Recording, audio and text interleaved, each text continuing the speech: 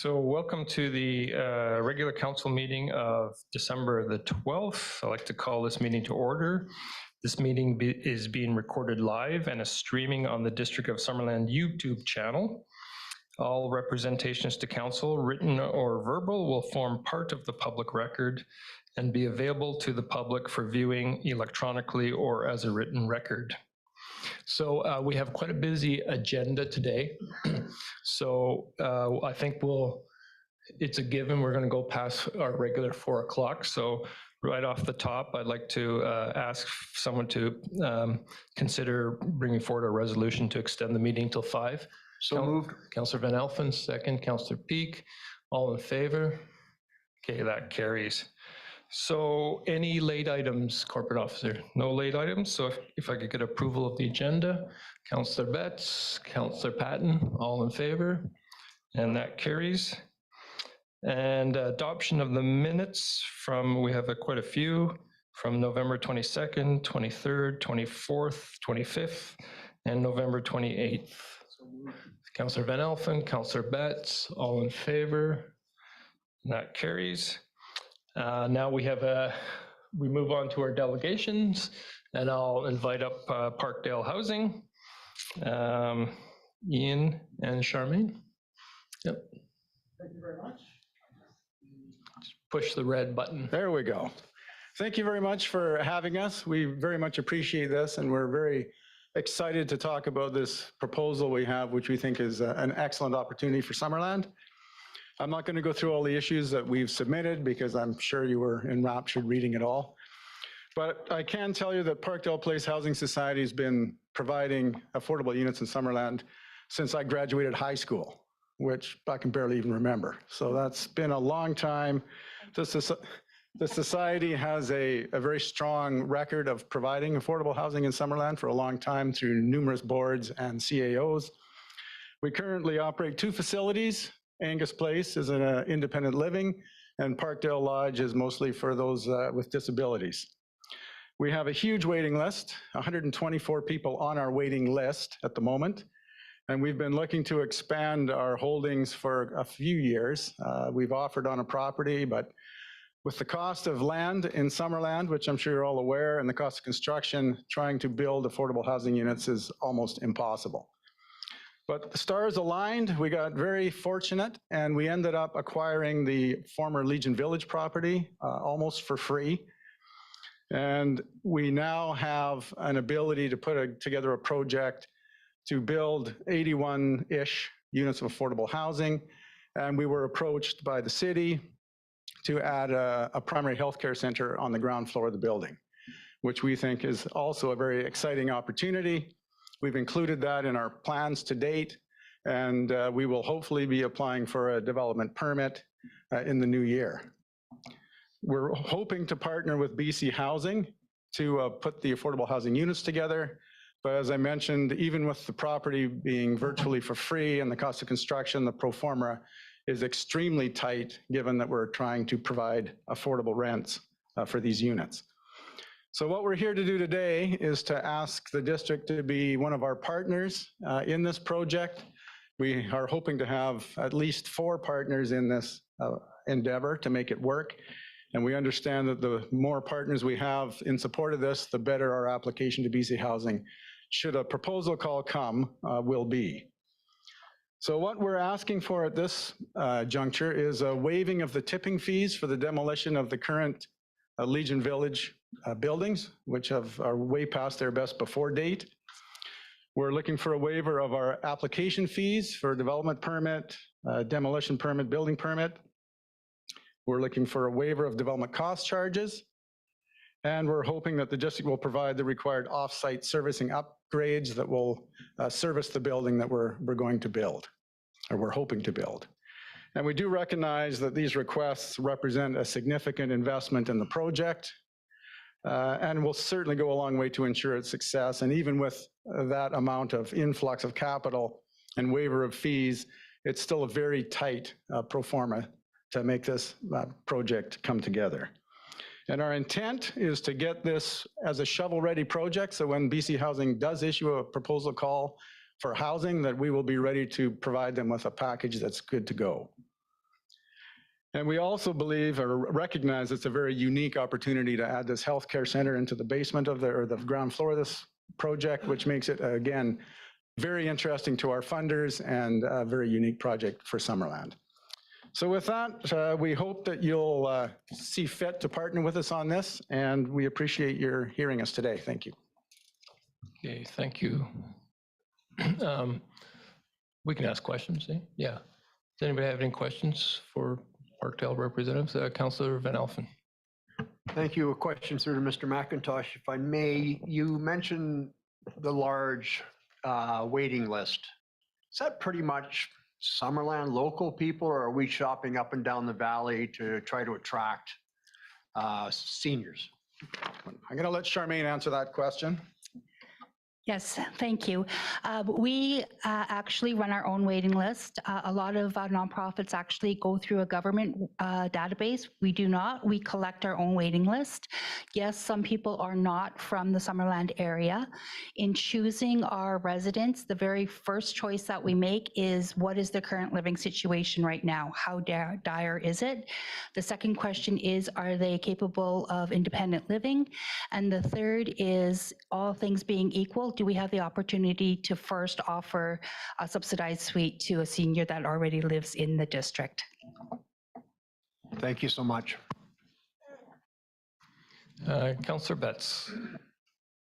Thank you, Mr. Mayor. A question, pardon me, just for clarity, are these affordable housing units for seniors only? Yes, they are. Our wheelhouse is housing for seniors. That's what we do best. And so this project will be for seniors only, 55 plus. I want to put something to you, Ian, if you don't mind.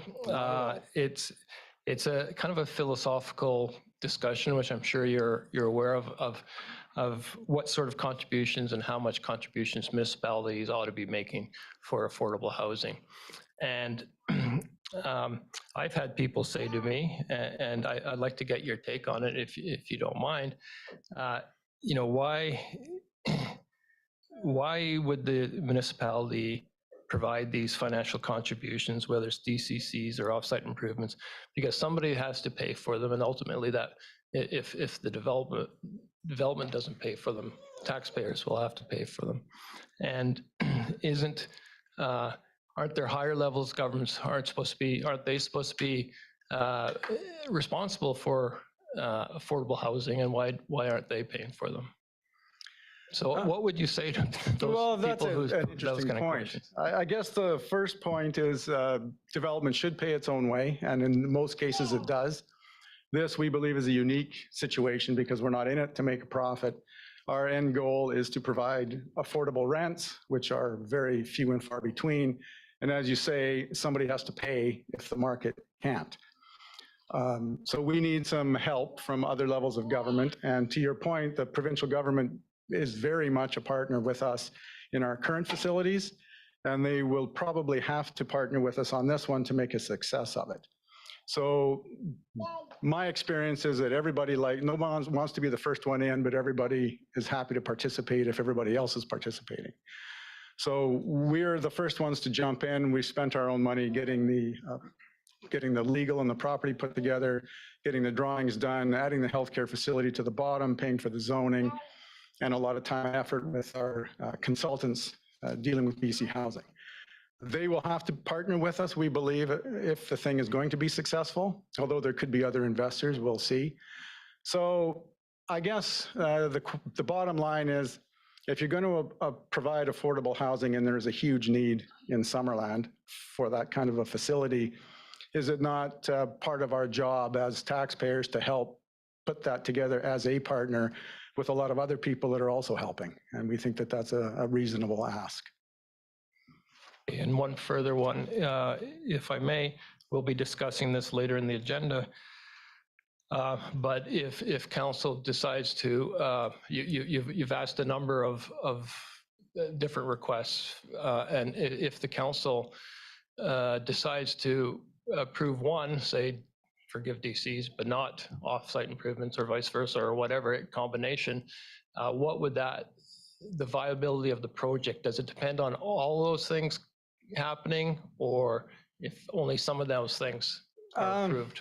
Excellent question. And again, I can't say for certain. Our numbers are very tight. The more that we don't have to involve other partners, the easier it will be. Obviously, the bigger ticket items will help more. All of them would help greatly.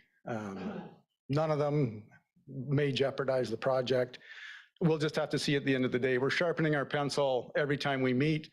We haven't turned our architects loose on working drawings yet, so our estimates of construction costs are C-class estimates, which aren't that tight. But I can tell you that there is a gap at the end of the day at the moment between what we can raise and what it's going to cost to build. And we're trying to close that. Okay, thank you. Councillor Traynor, then Councillor Peak. Hi, Ian. Thanks for your presentation.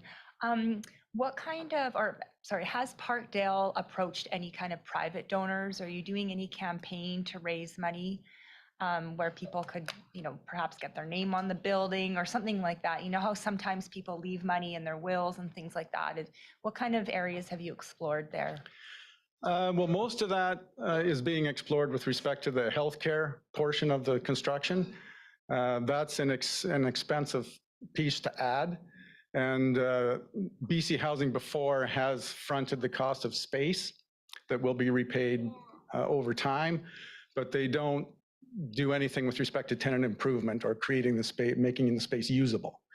And that's an expensive piece of it. So most of the fundraising by separate donors, which includes the Penticton Foundation, Division of Family Practice, there's a few others that we're putting other of our partners in touch with, because we really aren't healthcare space providers. That's not our mandate, but we are helping to put people in touch with the funders for the health space. So most of those partnerships and that fundraising is going towards that piece at the moment. Okay, but no donations go towards Parkdale? We have some donations, and we have a bank account, and we have people who leave us funds every once in a while. Okay. But at the moment, while we try and flush out our partners and figure out whether this healthcare space is viable in this project, we're kind of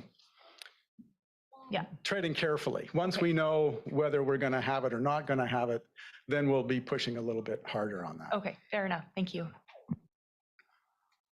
Councillor Peak. Thank you, Your Worship.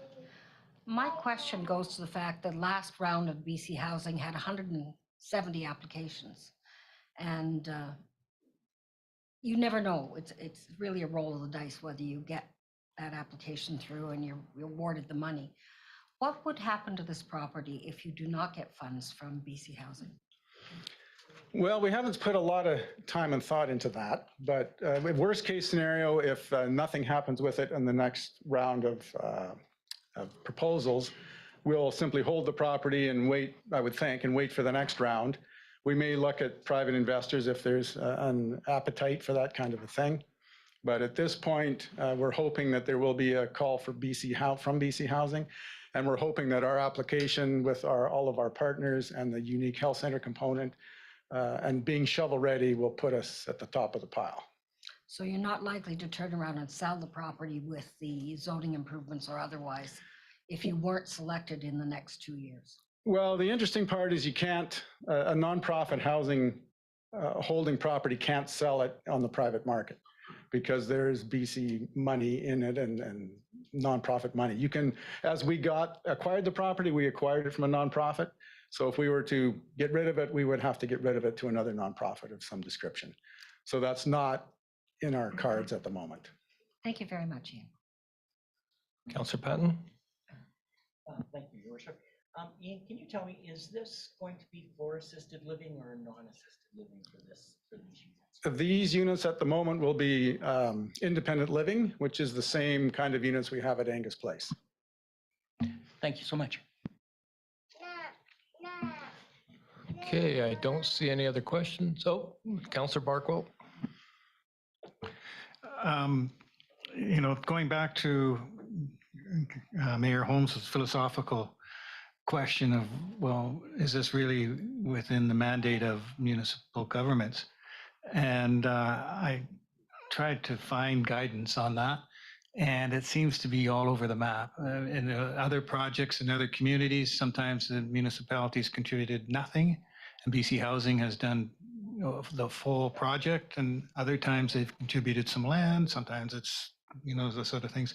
So there is nothing to really sort of say, well, this is the sort of the usual. And that leaves us with deciding, well, how much is right for Summerland and the Summerland taxpayers? And if I could come up with some kind of rationale, it would really help. But I know it's not zero, and I know it's not $1 million or $2 million. There's some number in there in between. And I'd certainly be interested in hearing maybe some from other councillors of how much they think we should contribute and why that's the appropriate amount. Or I could start with a number of my own and but I don't really have a good reason other than, it seems like what we could afford. So unless Ian has a response to that, we'll hold that for the discussion on the agenda. I guess if Ian could provide any sort of rationale, maybe for a number or something. But I'm not going to give you a number. That's for your debate, and I don't envy you any of that. However, I can tell you that without the district's involvement, the strength of the project going to BC Housing isn't as strong.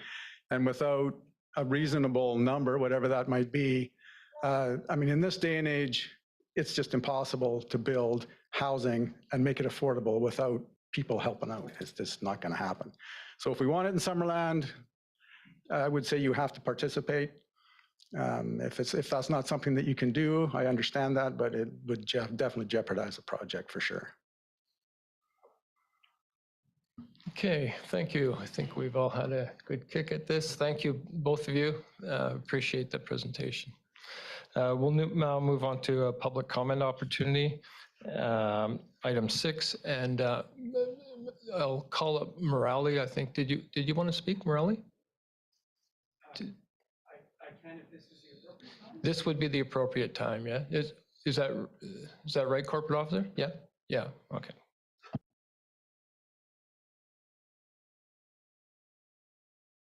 Thank you for the opportunity. I will slip this off here. So for those of you who don't know me, I'm one of the family physicians in this community. And we have, as a group of physicians, we've been working with partners for almost 4 years of looking for opportunities to increase our space and develop a health center, sort of planning ahead for 20, 30 years of what primary healthcare could look like in Summerland. I think all of you are aware of the shortages of primary care physicians across the province. So we've been involved along with divisions. Ian McIntosh spoke to the fact that we have 3 not-for-profit funders that are interested in participating in the healthcare facility. There's community foundations, Community Futures, and the Hospital Foundation.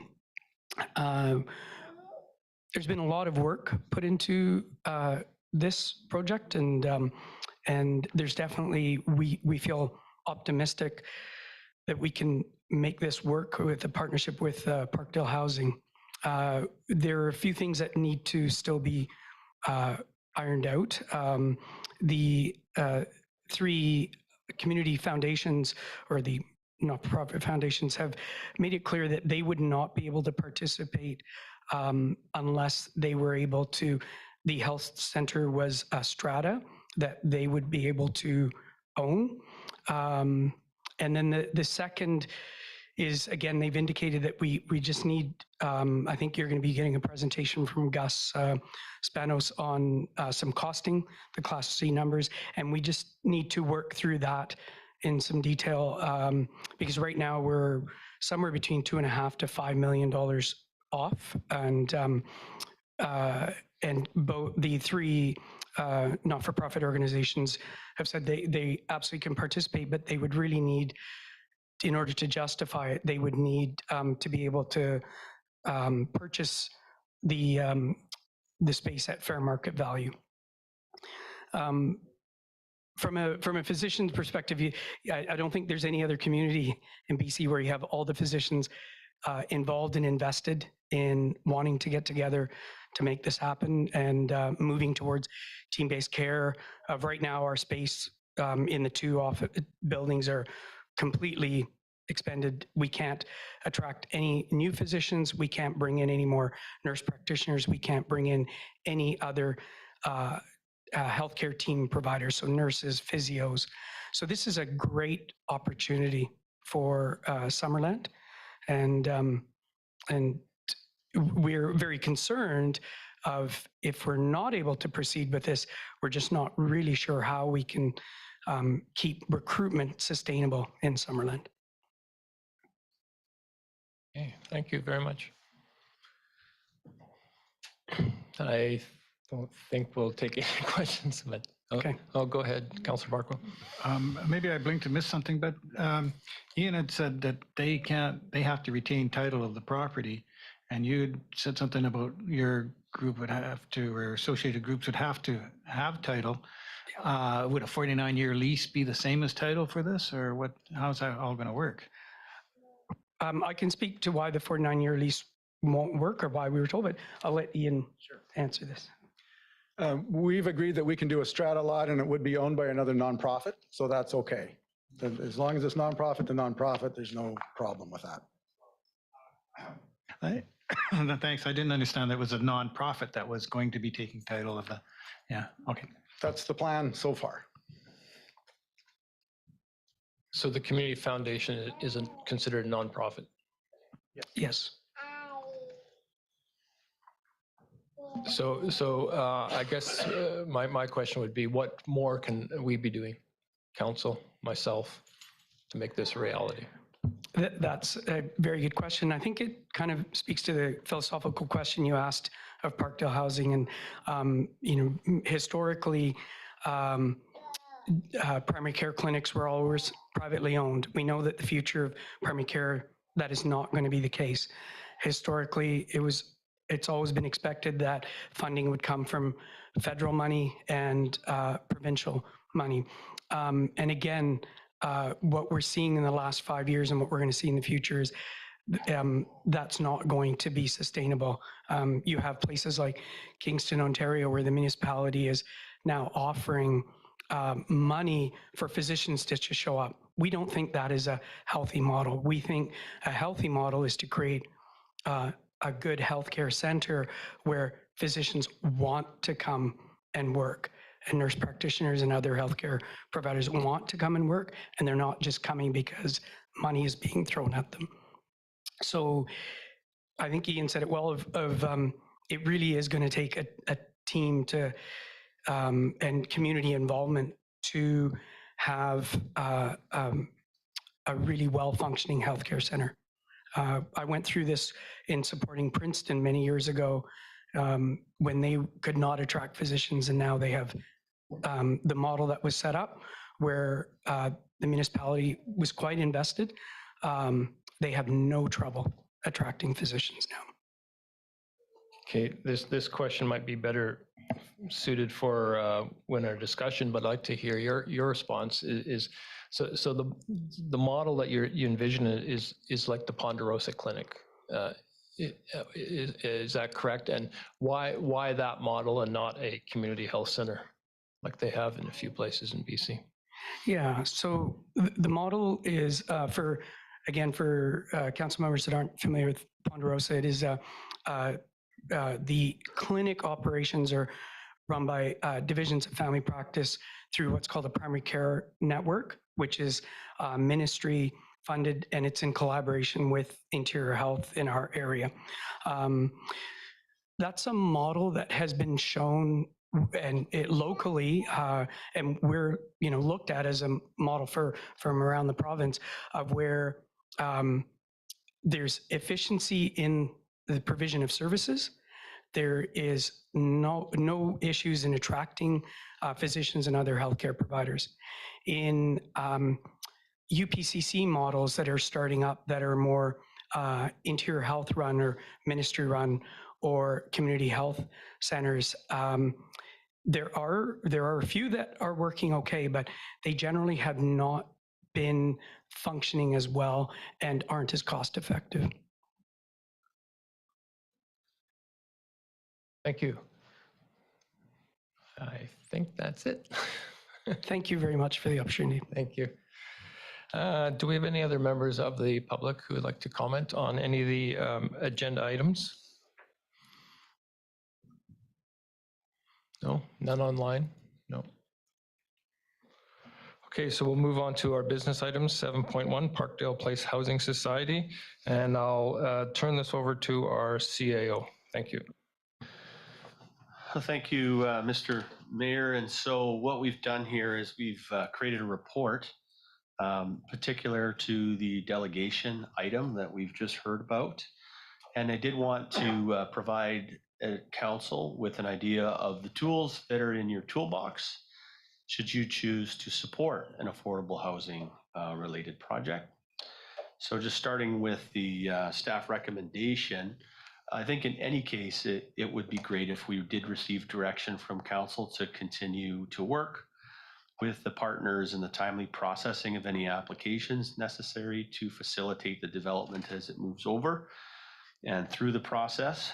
And also that staff would support any communications or indeed perhaps fundraising opportunities with the citizenry of the district on our website or other media.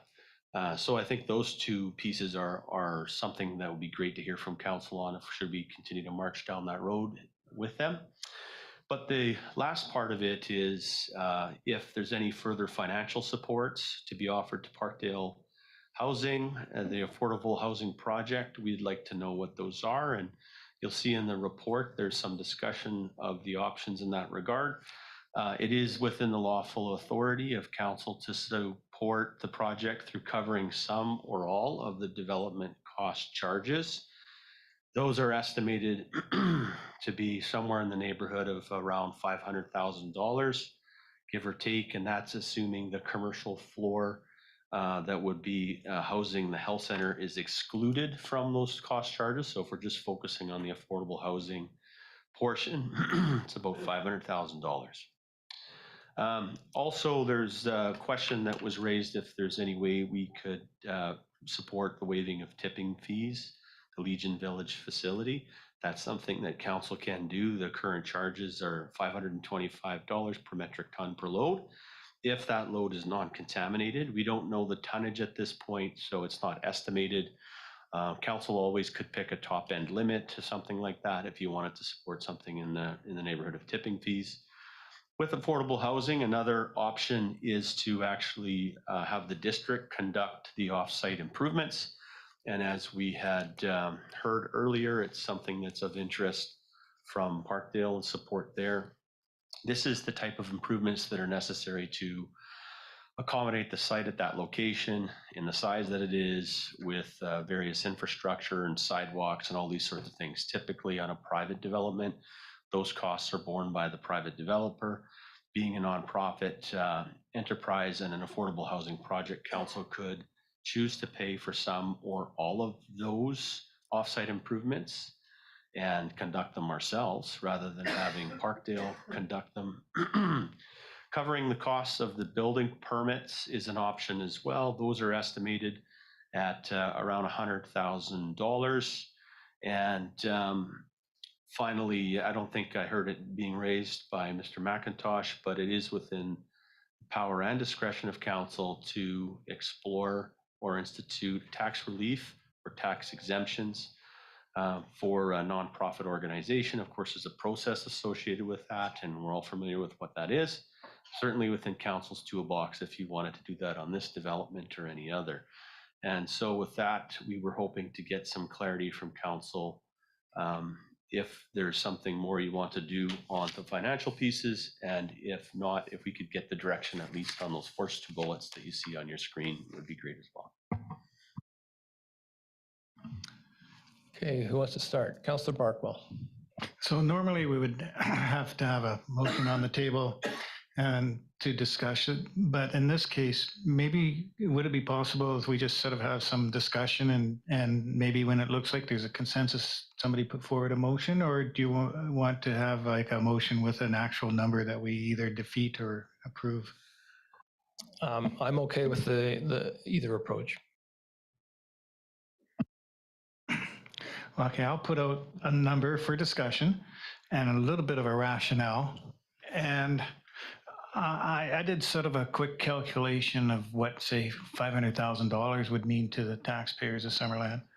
And it's not an official number, so I won't give exact numbers, but I thought, if you look at it as, well, something that is, amortized over 20 years, it's a structure that's going to have a long life. It's quite affordable. And I would like to see that $500,000 contribution be in the form of the offsite improvements. My reason being that if $500,000 or so, I guess that's 570,000, but was, say, for the development cost charges. Well, we know that those development cost charges are way undervalued. We know that the water should be $4,000, not $1,700, and things like that. So actually, the contribution would be much larger than the $500,000 we think that we're contributing. So that's why I would go for the offsite improvement contribution, and that's an amount that I feel comfortable with. Councillor Van Elfen. Thank you. Question through to our Director of Works and Utilities. When it comes to tipping fees, most of these buildings are cinder block, concrete. Is there not an end use for that product? Could we not have our contract up there run that through their crusher and be used as a road-based product later on to offset the costs of tipping fees?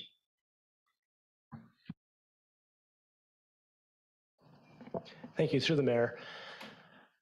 It would be an option. Our contractor that does crushing up there, they're very hesitant to crush most concretes because of what's inside of them, be it rebar or other products.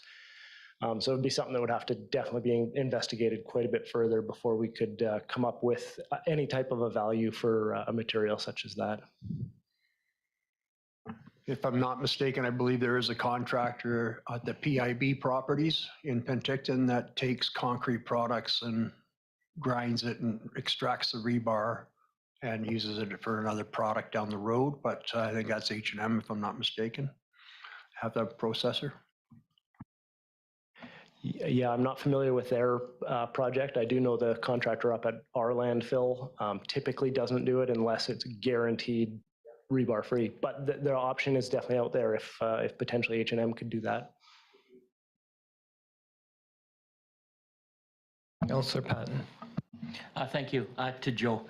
So Joe, if it can't be recycled as per Councillor Van Elfen, what do we do with that product at the landfill currently? Through the mayor. I'm not saying it can't be recycled. It just, we would need to look at it a little bit more and know exactly what the material would be up there. When we don't have any alternatives, it would be landfilled at the end of the day. If we can't find another use for it, or something such as crushing or reutilize of the material.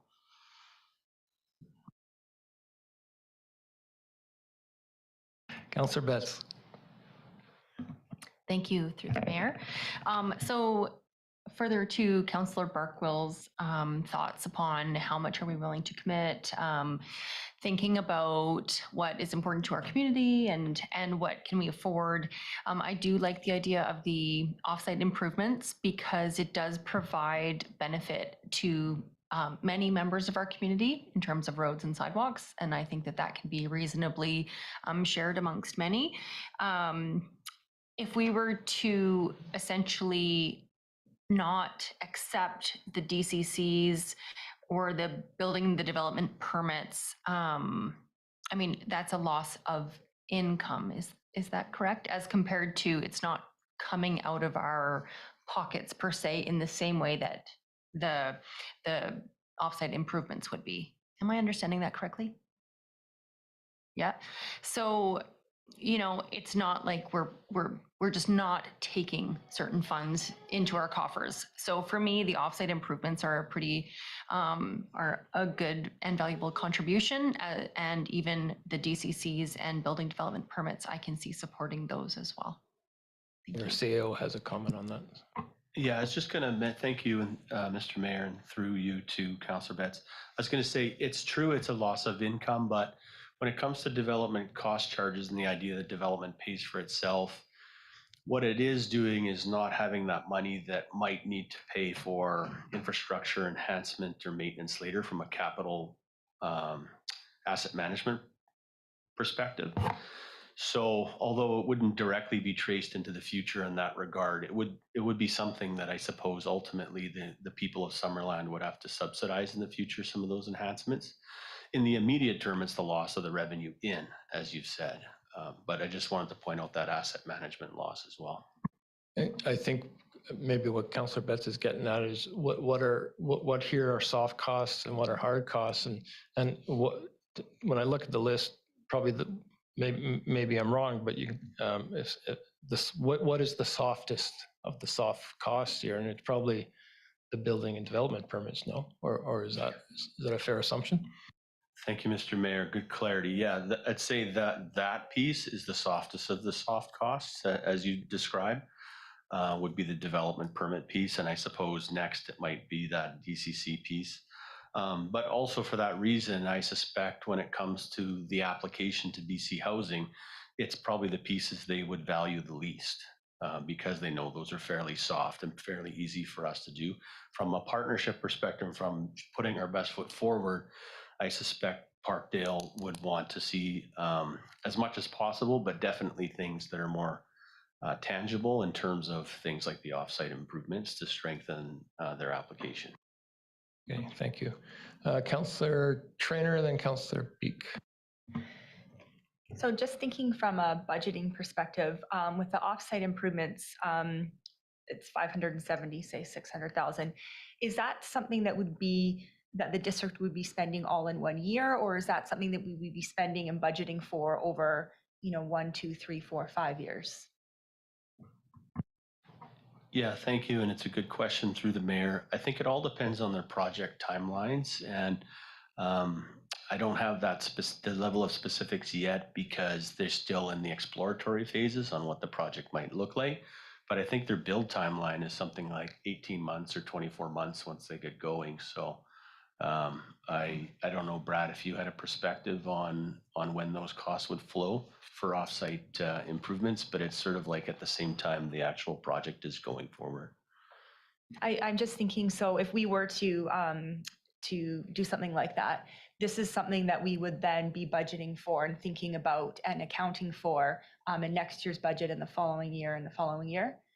That's when it would be something that we would actually be paying out. Thank you for your question through the mayor. Yes, that's right. So what we would need to do is actually budget for those expenditures using public money to do the offsite improvements at the time when they're needed, and which we wouldn't budget for until we know they actually have an approved project from BC Housing, so you're probably looking into a 2024 horizon. If for some reason those are needed sooner, then we'd have to have a budget amendment, but that would be the intent, yeah. Councillor Peak. Thank you, Mr. Mayor. I see that this community has need of affordable housing, whether it's 55 plus or whether it's for general affordable housing. And for those reasons, I would support the costs of both development cost charges, offsite improvements, and building development permits. There's an incentive involved in receiving the opportunity to have funding and to build these kind of units. The other thing is that we increase our tax base by having these kind of units within our community. And with all those things in mind, I think there's certain portions that it behooves us as a council. I might wish that the province or the federal government would recognize a greater contribution, but I really understand the need and the provision for us to be able to support these, both for our community And it increases the number of people within our community to actually help our economy. We're looking to redevelop our downtown. We're looking for revitalization. The more healthy, well people that we have living here, so they maybe participate in the primary health center. They may have part-time jobs because lots of people need to have part-time jobs. There are other ways that a density of people living in affordable housing really creates a more vital kind of community. And I think for all those reasons, I can support all these points for the community to help in the costing and the location of them to be here. Councillor Barkwell. The question here is, how much are you willing to pay to have these people downtown like that? You're buying them when you contribute $1 million for the waiving of our fees. To follow up on what the CAO said, these development cost charges, they're real expenses to the community, and we know that they're too low.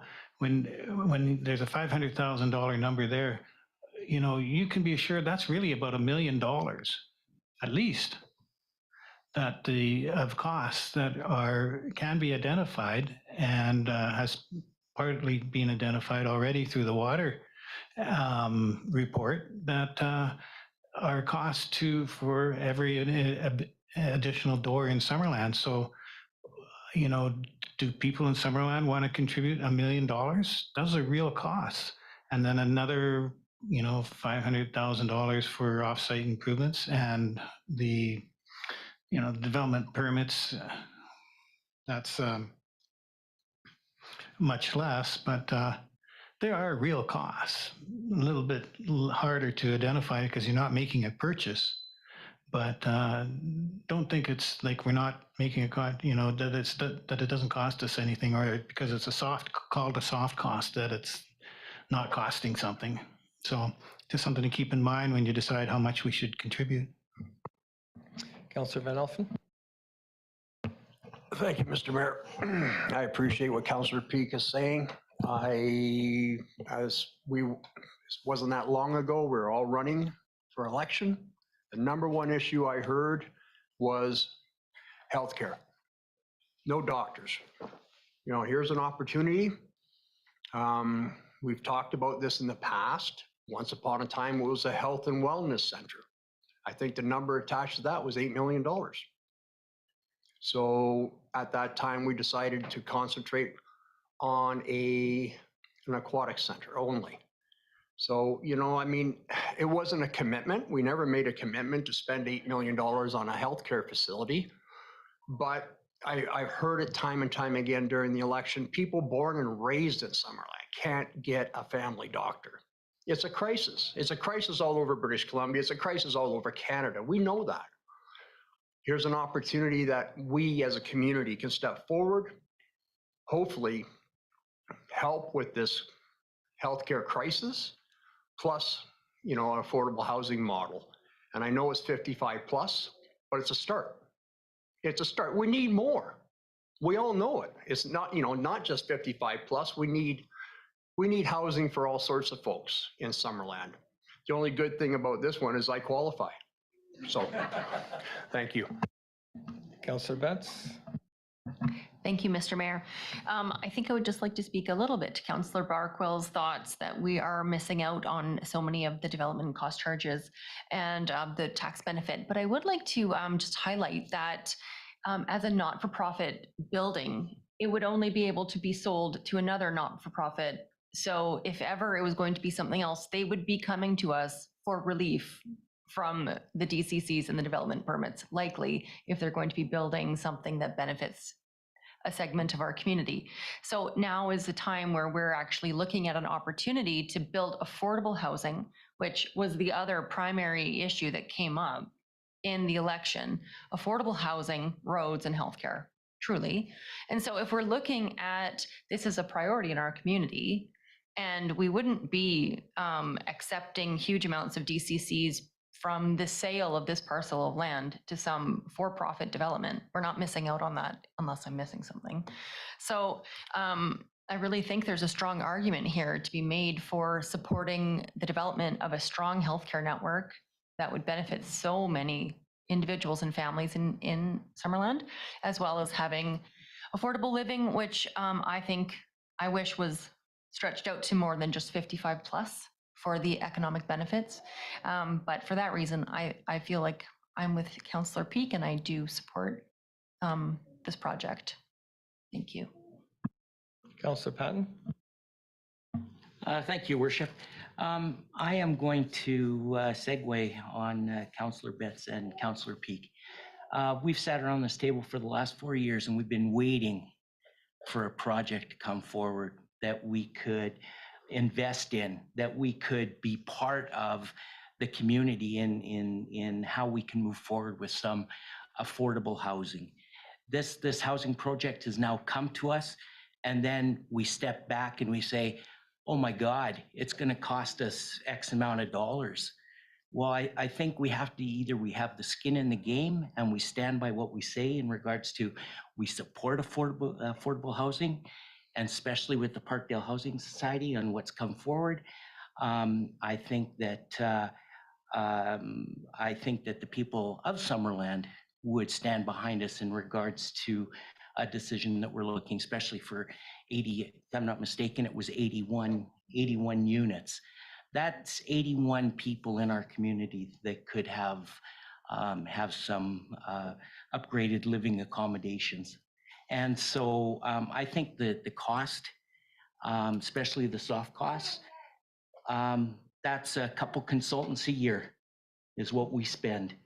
And so to be quite honestly, I don't have an issue supporting all 5 of the recommendations that were brought forward. Thank you. Okay, just a couple questions. So in the report, the DCCs is just for the affordable housing part, so it wouldn't include the healthcare part. So are we having expectations that that we're assuming that the healthcare portion will pay DCCs, or are we expecting a request coming later from the Community Foundation to waive the DCCs for their portion as well? Thank you, Mr. Mayor. I think what would probably occur is the project would be built out ultimately and stratified during or after that process. So I think what we'd see is in the application process and the levying of the DCCs, Parkdale would be levied the full, I guess, $530,000. And then if council decided to waive 500,000 of it, that 30,000 would be on Parkdale, based on the calculations I'm looking at in my report. I don't think it would be the Community Foundation that would be paying those. It would be the developer that'd be paying those DCCs up front. If council didn't cover the commercial floor, it would just be 500,000 for the remaining pieces, meaning Parkdale would have to pay the 30.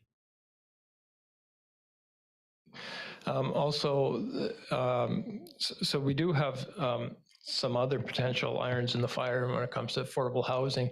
So are we essentially, the decision we're making here might have a ripple effect to the other projects as well. So should we be thinking in terms of just this project, or should we be thinking of that bigger picture that we're setting some sort of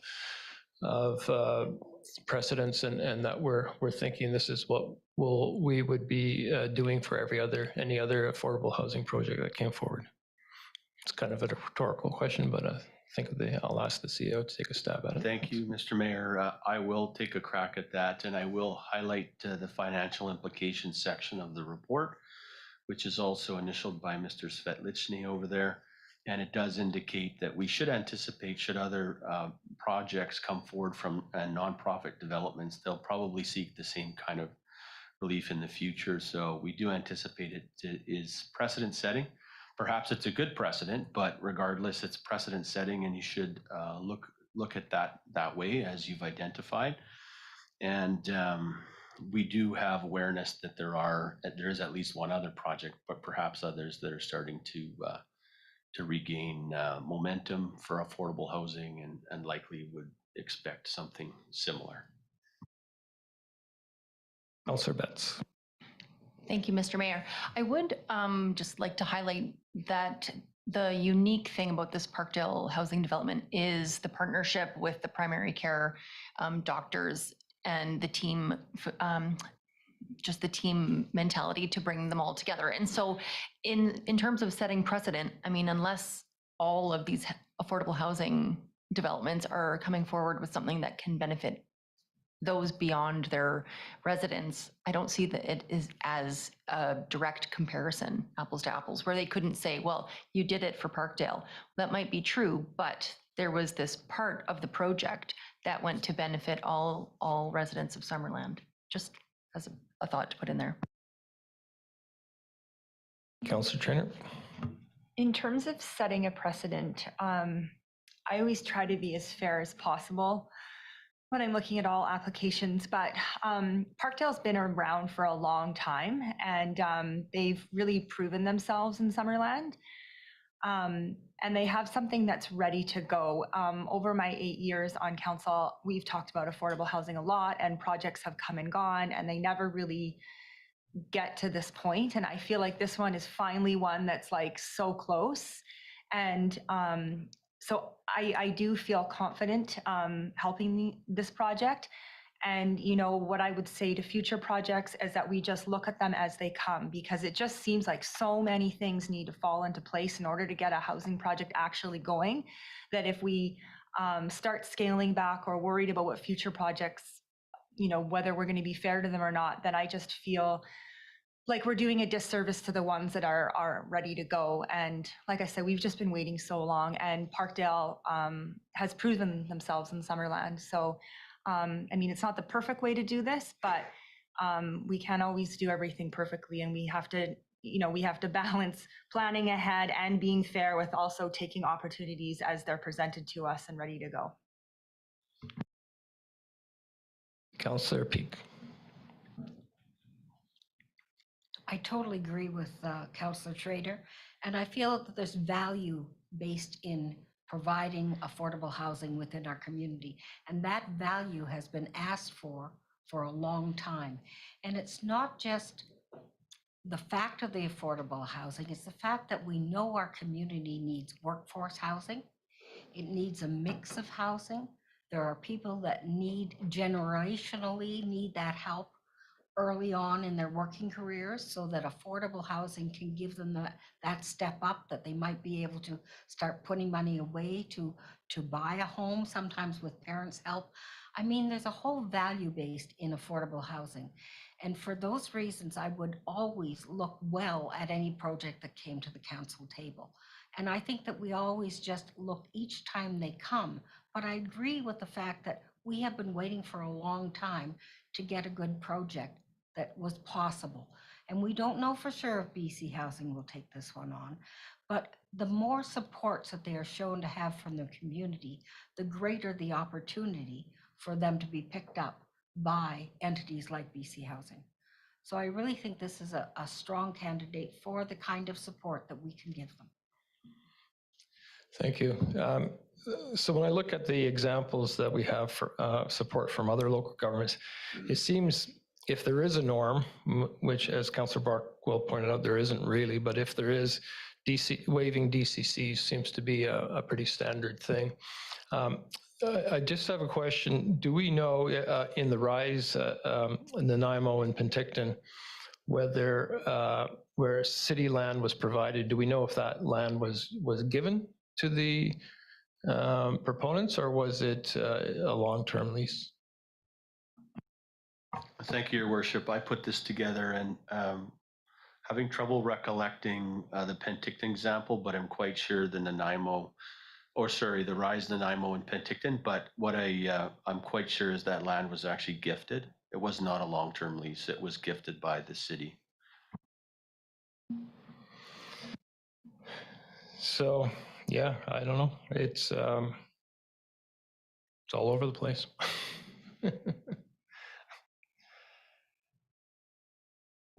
Right. If we're exhaustive questions, I think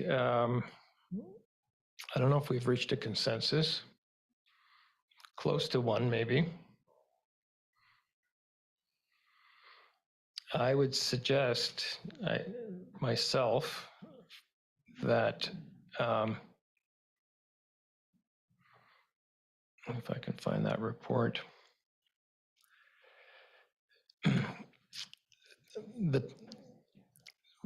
myself, I'd be prepared for waiving the DCCs and the offsite improvements.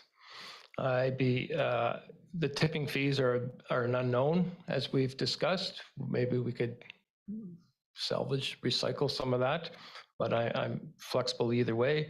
I'm kind of flexible on the building development permits. I don't think we should go down the tax relief road. That hasn't been requested, and it would be a really breaking with precedence if we did that. But I personally am completely open to the other four requests, or the four requests, I guess it was. But that's my feeling, and I think if somebody wants to put a motion on the table, we should probably move in that direction. Councillor Peak. I'd like to put the motion on the table to cover the development cost charges, the tipping fees, the off-site improvements, and the development, building development permits, as per the report set forth by the staff.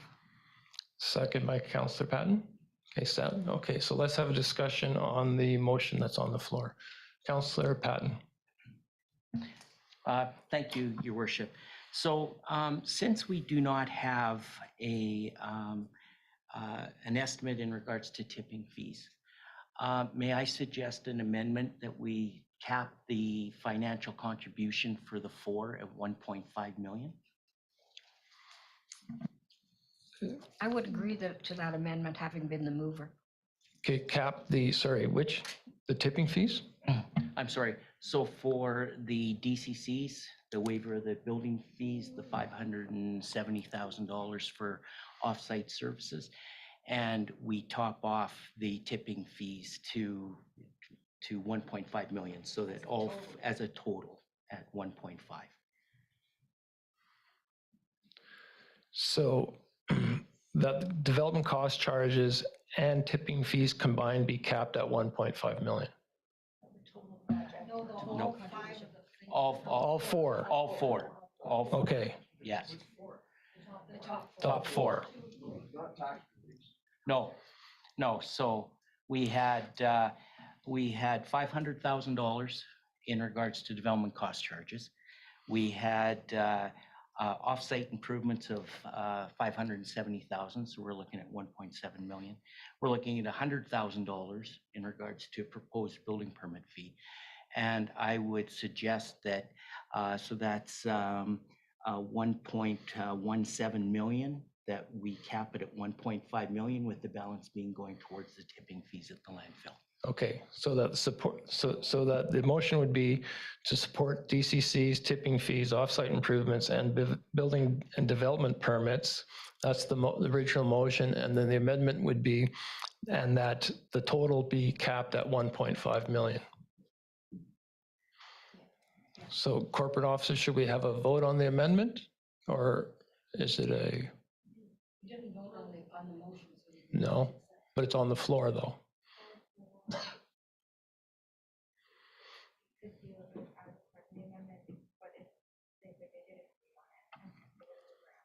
Okay, so that's now the motion. Any further discussion on the motion? Councillor Barkwell. So tax revenue, property tax revenues in Summerland are about $12–13 million a year. And so in one fell swoop, looks like council is prepared to spend 10% of our tax revenues on this, subsidizing this project. And it's more than that, as I said, because the development cost charges are very much less than what the real costs are, much less than what we receive. So although it's a one-time, well, it's not one time, but it's, you know, done at once, it's just too much. I mean, it's a great project, I don't want to think anybody to think that I don't think it is a great project, but that's a large amount of money that our council has never come close to contributing to anything for in the past. And yeah, that's a potential $1.5 million contribution. During the election, the issue was roads. And why didn't we spend money on roads? So I agree we should contribute something, but that's too much for me, and I'll have to vote against it. Not that it's not a great project, and they aren't the best and the most worthy group in Summerland, but.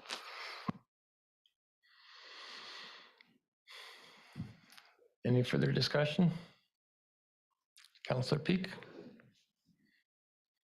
Only in support of the fact that we already put money aside for roads, and we have a very good asset management plan which works towards that. So I don't think as a council, when we look at the things that were spoken about during the election, that we're relegating other things to not to be looked after. But I appreciate your remark, Councillor Markle. Councillor Patton? Thank you, Worship. To Councillor Barkwell, I agree, but nothing to this size has come forward to us.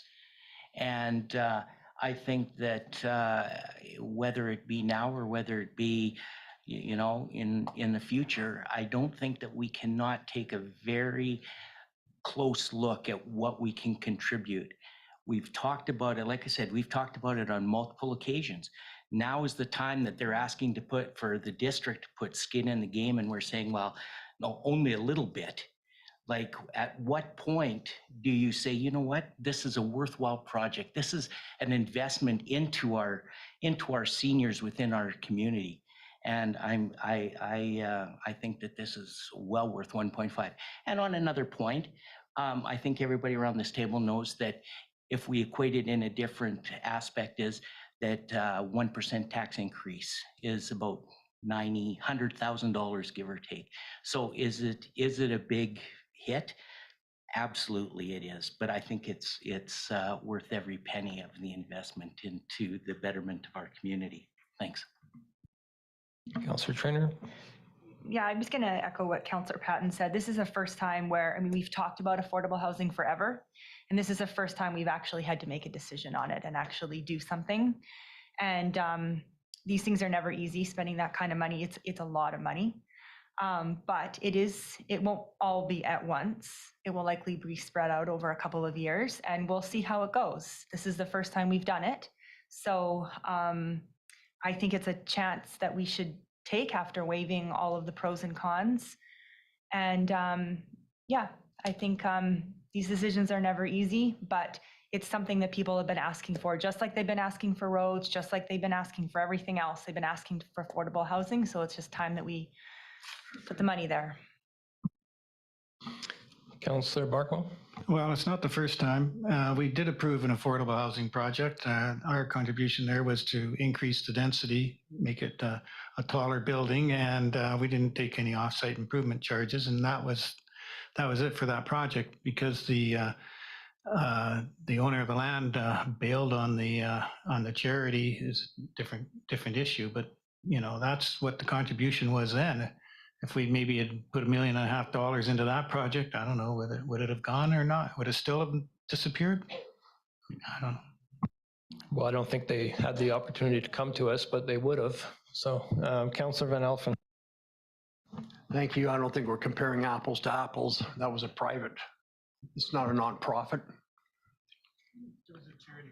Yeah, but the owner of the land was a nonprofit. Trust me, because when they sold it, they made a hell of a profit.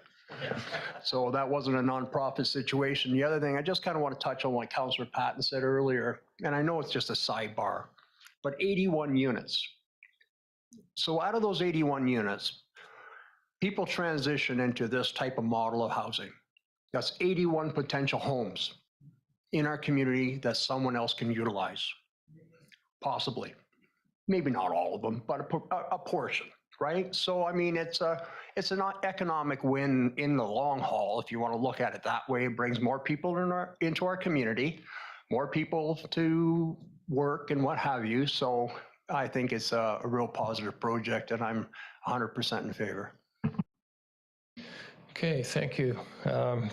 Just my take is yes, 1.5 million is a lot of money, and yes, it probably will affect our asset management plans, and it might absolutely mean we won't be able to pave certain roads that we would be able to pave otherwise, and we're going to hear about that, and we're going to be on the hot seat for not paving certain roads because we've put that money into affordable housing instead. And those are the decisions we have to make. And I'm prepared to live with that decision. So I'll call the question. All in favor? Any opposed? Councillor Barkwell's opposed. That carries.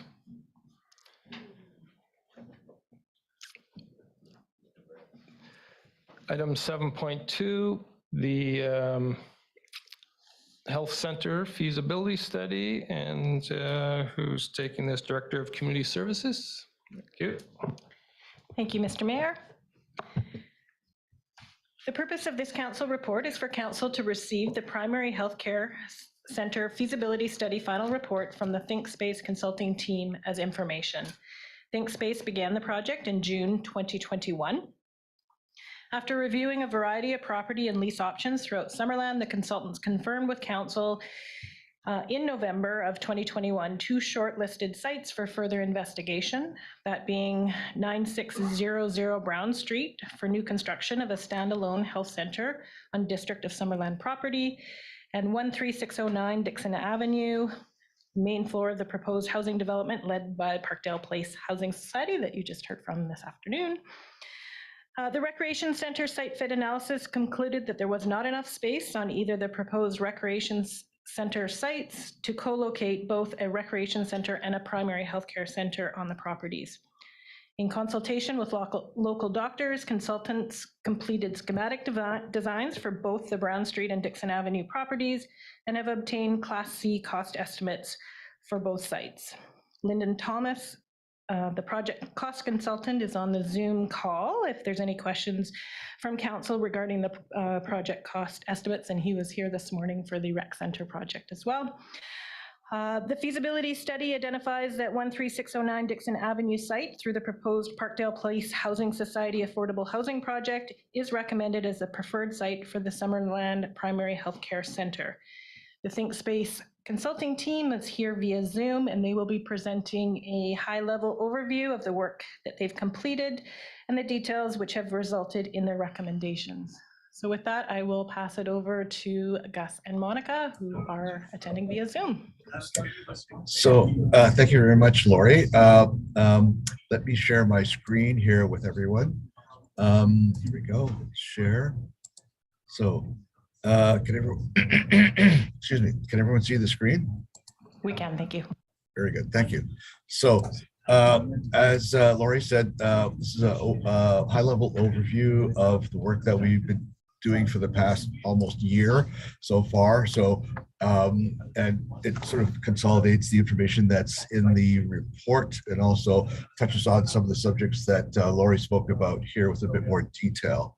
So, let me first identify myself to those who don't know me. I'm Gus Spanos with ThinkSpace Architecture. I'm a senior architect here and the healthcare sector lead for the firm. And I'd like to ask Monica Morgan to introduce herself. Sure, thank you, Gus. Monica Morgan from Complex Projects, and I work as a sub-consultant to ThinkSpace Architects. And since Lyndon's on the phone too, I'll ask Lyndon to, I'm sure he's also introduced himself earlier today, but nevertheless, for formality, Lyndon, if you can introduce yourself, please. Hi, I'm Lyndon Thomas, Director of LTA Consultants. Hello to all of you again. Thank you. Thank you for that, everyone. Okay, let's dive in.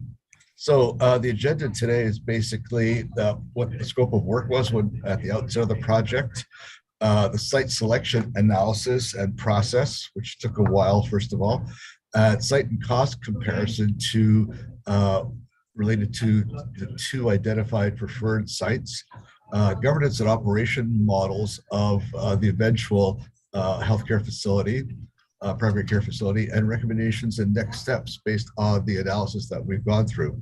So go to the next slide.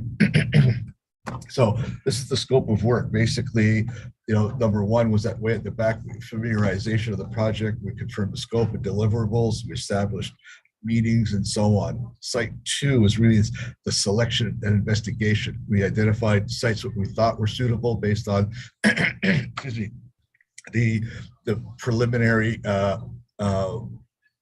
preliminary program that was in the RFP. We originally tried to coordinate with a rec center development team and develop a site evaluation matrix.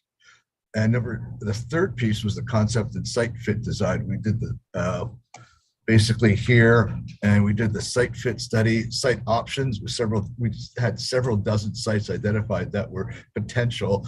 We shortlisted those down to maybe a dozen, and then we shortlisted that even further down, as we'll see in one of the next slides. And then we go, where am I here? The community engagement. The community engagement was, first of all, the idea was to co-locate the recreation center with the recreation center. And through that whole process, the preferred site for the rec center was deemed unsustainable or unworkable, I should say, for the community health center to be co-located with the rec center.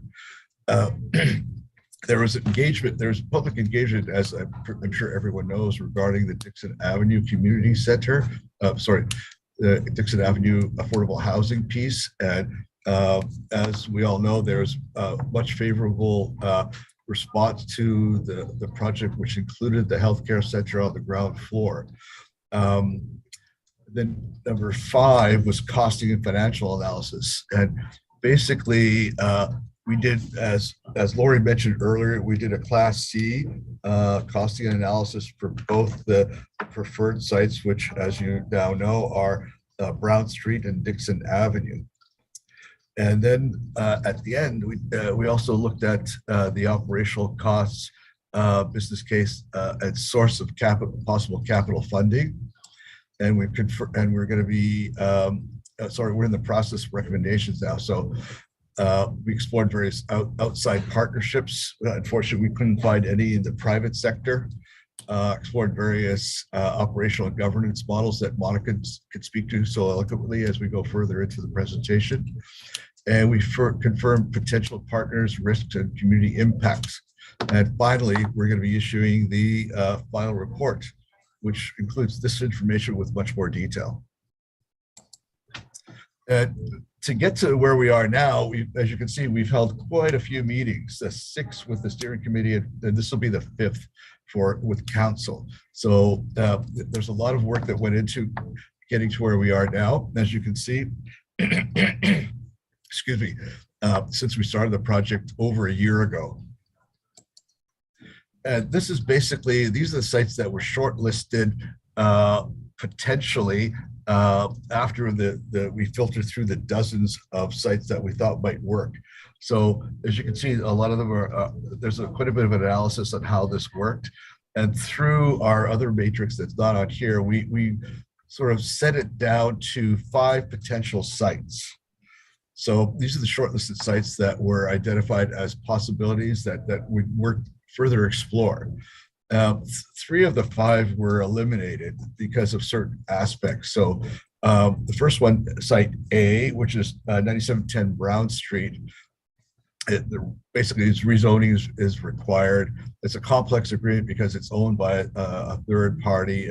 It's a privately owned site, and the site is already occupied with a building that doesn't really conform to any of the requirements of the existing function that's on the site and the potential function of the healthcare center.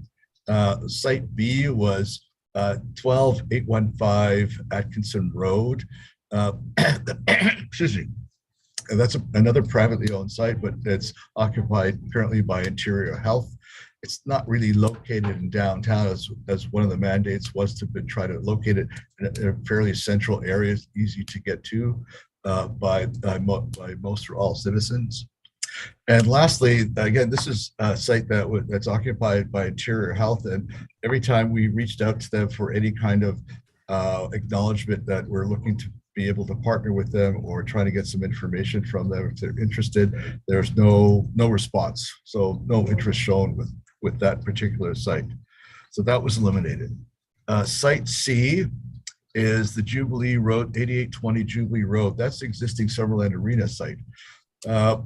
Site would be, there's not, the existing parking would have to be upgraded because when you add a community center, the parking number increases.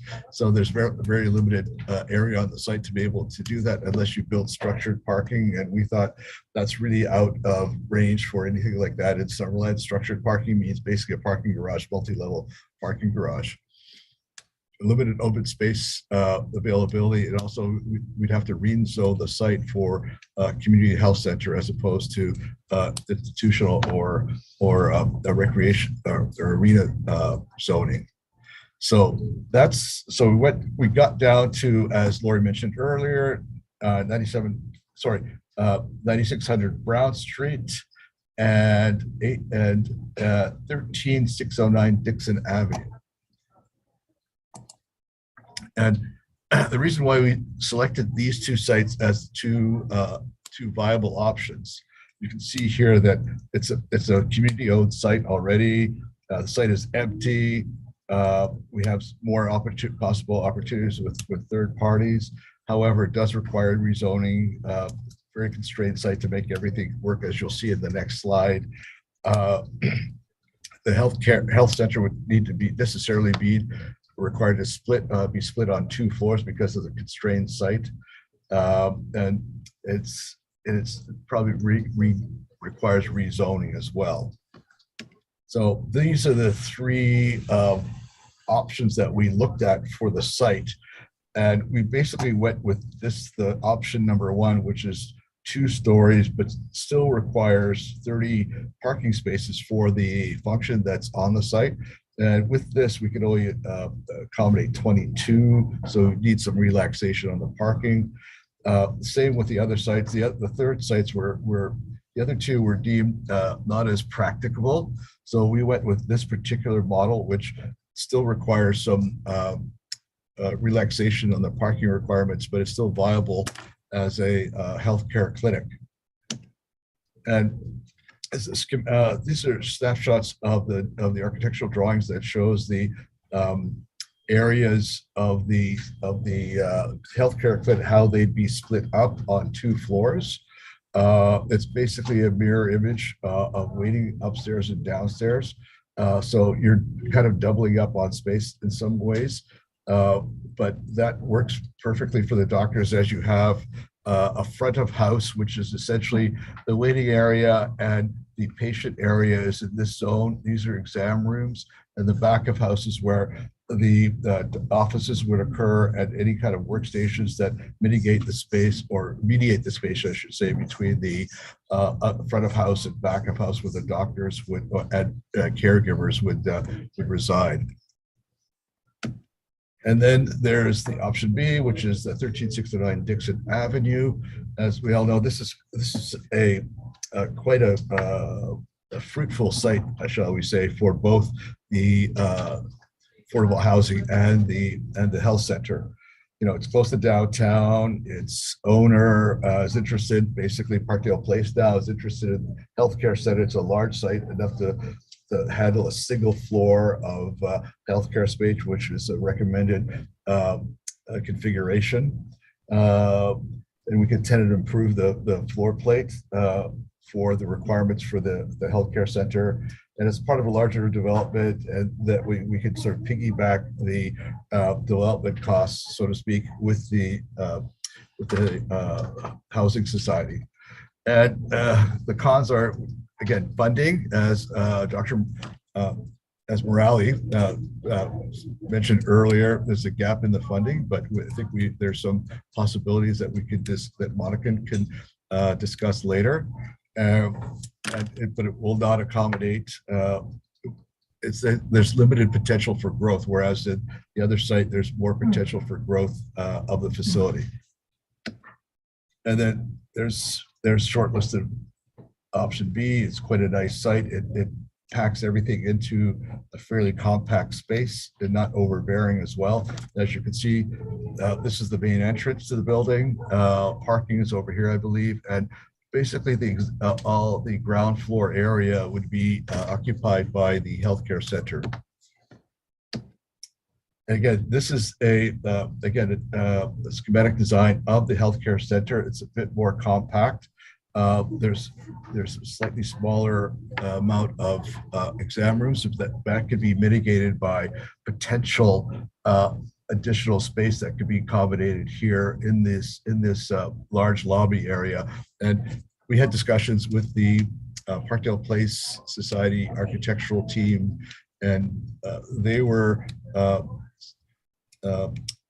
fine with potentially taking over the space to help us with the space that we would like to have extra for the healthcare center in this particular plan.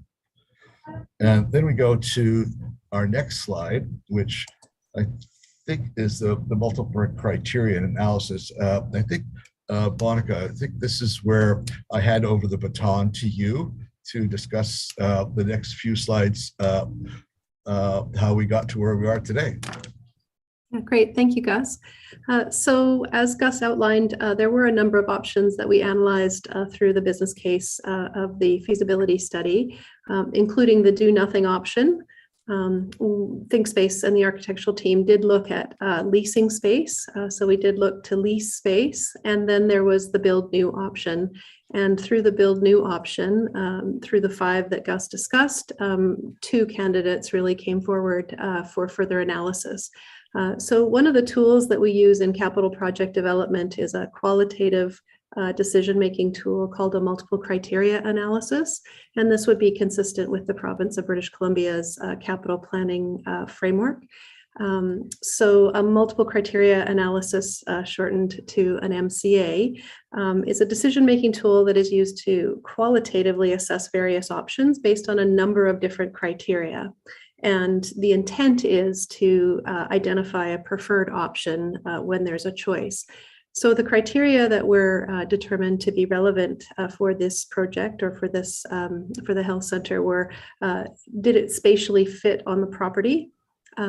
Is it a downtown location? Is the site available? How is the financial viability or the cost? Is there funding certainty? And then developer capacity and expertise or experience.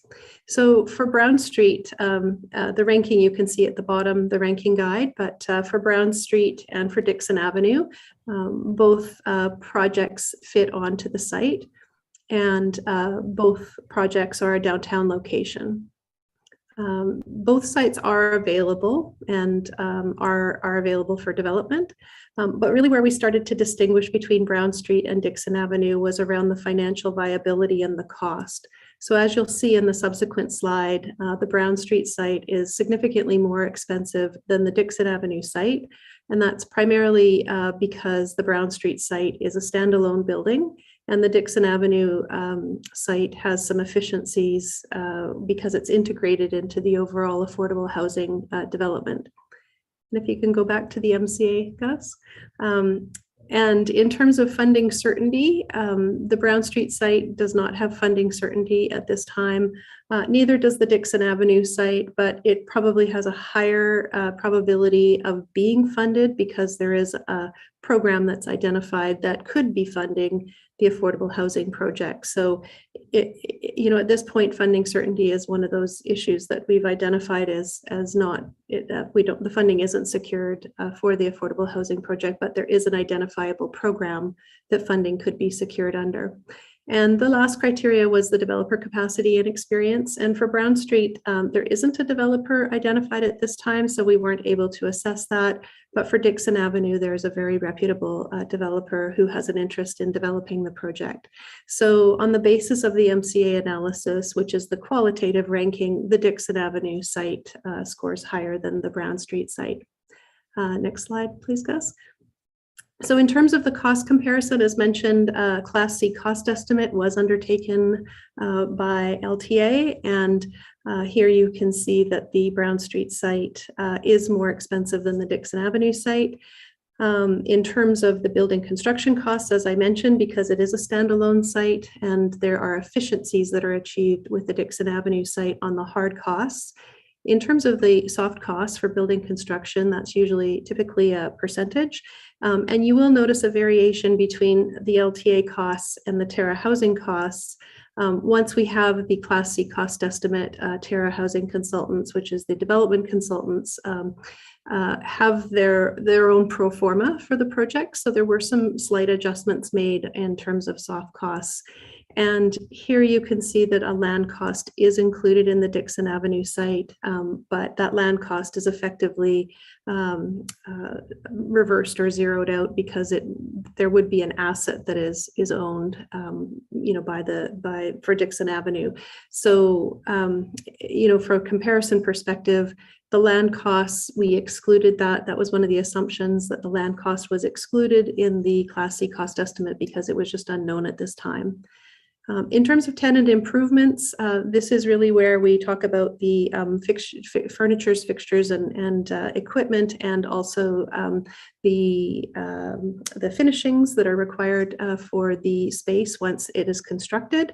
And then the soft costs of the tenant improvements are, again, a percentage of those costs, so fairly comparable between Brown Street and Dixon Avenue. But overall, Dixon Avenue is far less expensive than the Brown Street site. Next slide, please, Gus. And in terms of the governance and operating models, there's several that we assessed. I think the one you're probably all most familiar with is the Ponderosa Clinic in Penticton, which is a primary healthcare center providing team-based care with physicians and allied health.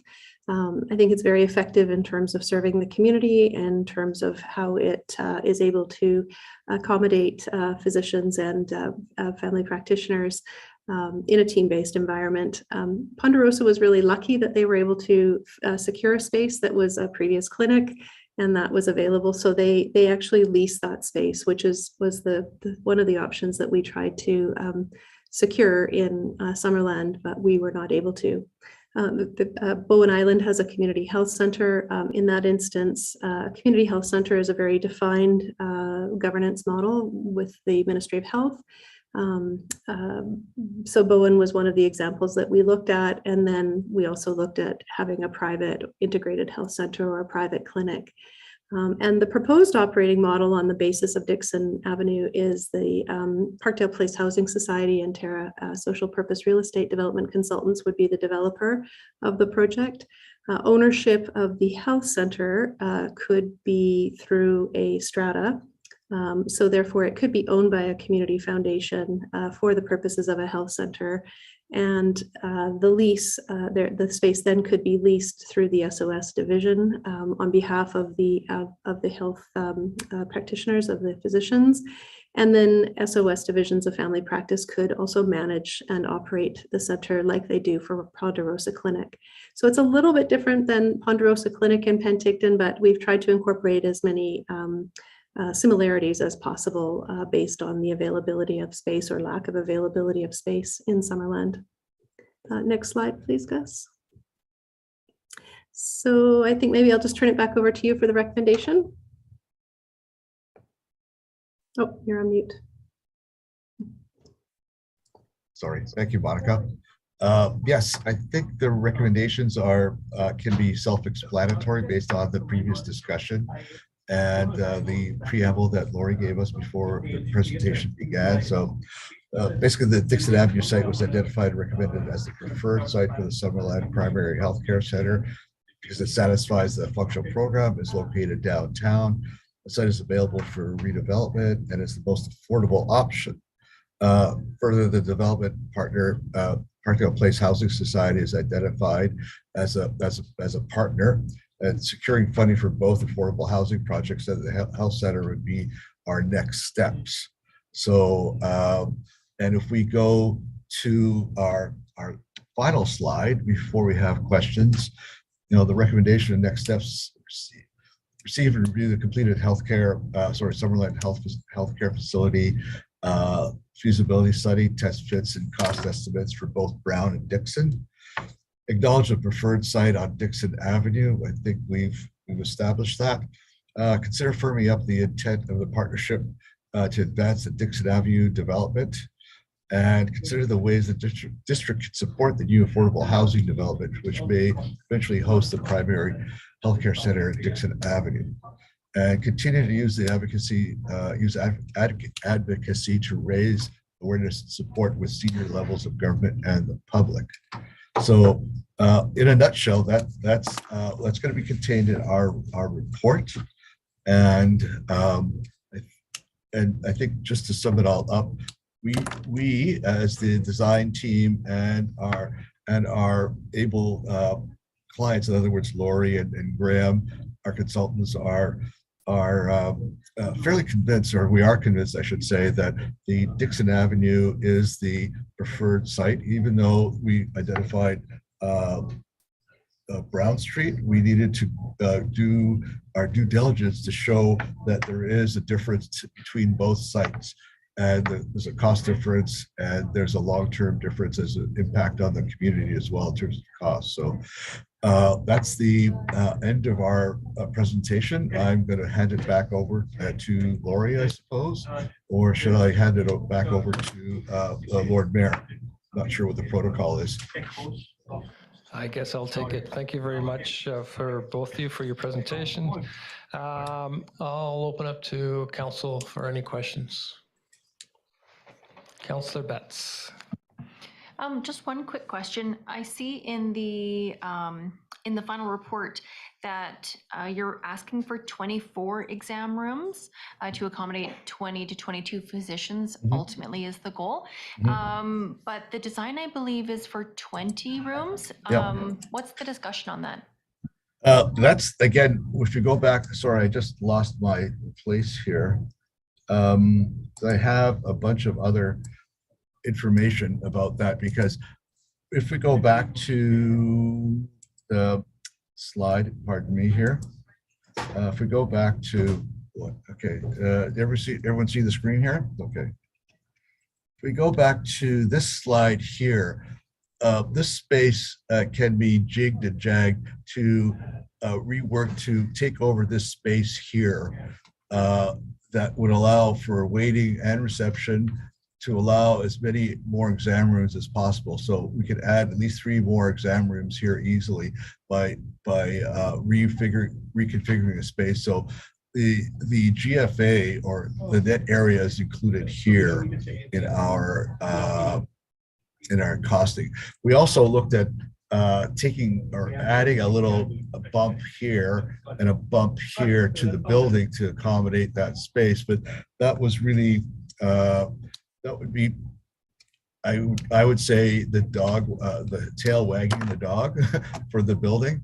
So we basically can fill that void here within this potential area to accommodate the lack of exam rooms. And right now, if I'm not mistaken, don't quote me on it, but I can get back to you on this, that right now the number of exam rooms fulfills the current requirements. The number of exam rooms in the future would accommodate future requirements. And also the governance, not so much the governance, but the operating model can change in terms of hours that could be used, or extended hours that would allow for a smaller amount of exam rooms at a certain point, and then be increased to accommodate the extra 4 rooms. So that's the difference. Has that answered your question? Yes, thank you. I believe so. I just wanted to bring that up because it was in the report. Thank you. Anyone else? Councillor Peak. Yes, my question is, were the physicians group spoken to during the time that you were looking at both these sites? Yes, if you can go back here. Yes. Basically had 6 meetings to go over the sites, and we whittled it down to the 5 potential sites and then to the final 2. So in every step of site selection, we obviously consulted the doctors of the steering committee. So these sites were not pick nilly-willy, basically. We advised the steering committee how we went through the selection process, and through discussion at each of the steering committee meetings, we agreed upon which sites to pursue.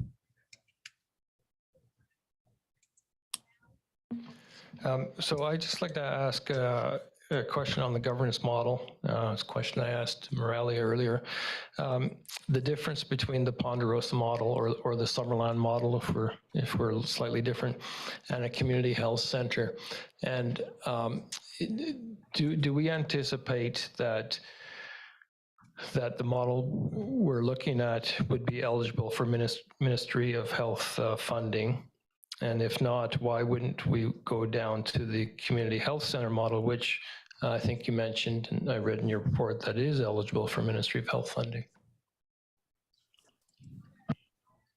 Yeah, I can try to answer that question. I think it is an interesting question in terms of the community health center model. So the community health center model is a defined model through the Ministry of Health, and the Ponderosa Clinic is a little bit different in terms of its relationship with the divisions of family practice. But that's one of the reasons why we looked at the Bowen Island model, is because it did have participation of a community foundation, Vancouver Coastal Health, which is the prevailing health authority, and the divisions of family practice. So I think the models are, you could probably still look at them, but I think that would probably be part of the encouragement, is to speak with the Ministry of Health through Interior Health Authority and to determine their participation. What we are starting to see in affordable housing developments is community health centers or health clinics, because all municipalities in the province are feeling these constraints as well. So there is also a working paper in development around how municipalities can support community health clinics or also health centers. But I think in terms of the governance model, that will need to be a continuing discussion with the community foundations' involvement and their approach to the Ministry of Health. So what right now is the difference between the model that we're looking at and a community health center? So a community health center, as far as I can, as far as my knowledge is, and certainly the divisions of family practice is likely in a better position to answer this, but a community health center is a very defined model of health provision within the Ministry of Health. And the health clinic model, through the way that the divisions of family practice operate the Ponderosa Clinic, is not defined as a community health center. So the funding, I think the funding from the Ministry of Health is a little different in both instances.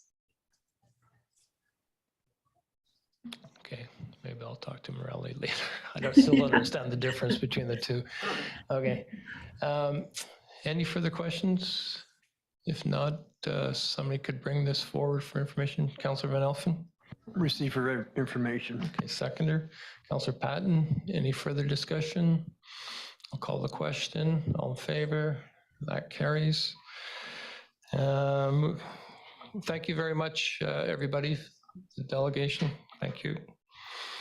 Moving on to 7.3, the license of occupation of the arena concession.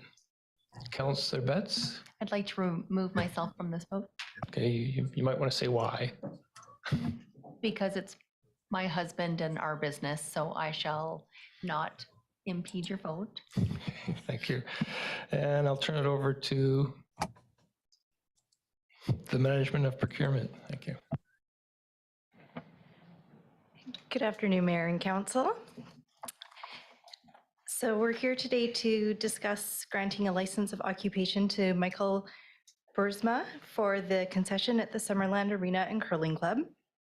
The concession has not been in operation since the 2019-2020 season. Historically, the concession operator was also responsible for public skating and skate rentals. We didn't attempt to secure an operator for the 2020-2021 season due to COVID.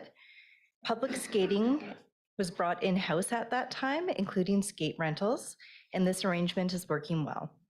We attempted to secure a concession operator for the 2021-2022 season. so last year, but didn't receive any interest.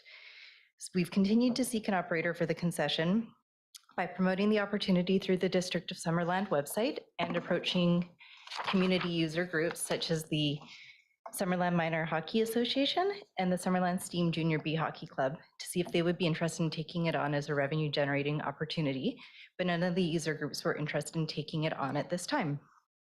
We recently received an application for this opportunity from Michael Bursma.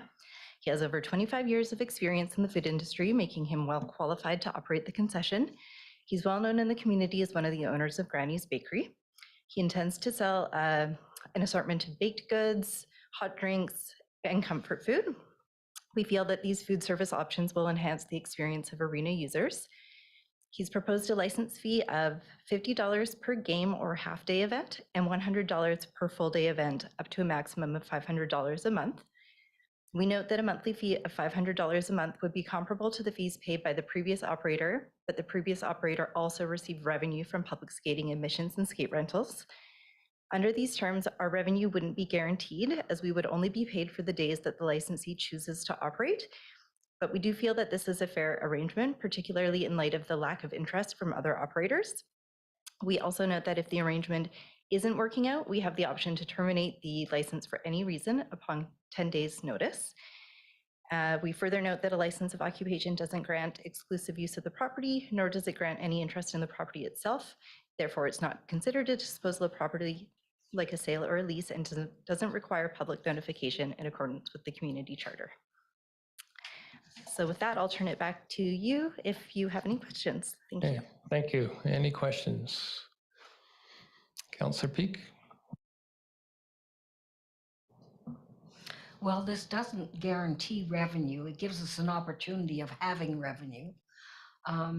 I've actually operated a concession booth for 10 years. I know sometimes it's problematic. I think it's very good that we have an opportunity to have someone in this building and with food experience. Thank you very much, Tim. So would you wish to bring the motion forward? I certainly can. Okay. And it's on the screen there. A seconder? Councillor Van Elfen. Any discussion? Councillor Van Elfen? Thank God. That's all I can say, because I go to a lot of hockey games, and every time I walk into the building, because people know I'm on city council, why don't we have a concession? You know, and I'm so grateful for yourself to work with the proponent to come up with something that's, you know, good for all. And it's so great to see someone finally in the concession after all these years. You know, I hear it every game. Can't even buy a cup of coffee, for goodness sakes, blah, blah, blah. So here we have an opportunity, and I wish them well. Thank you so much.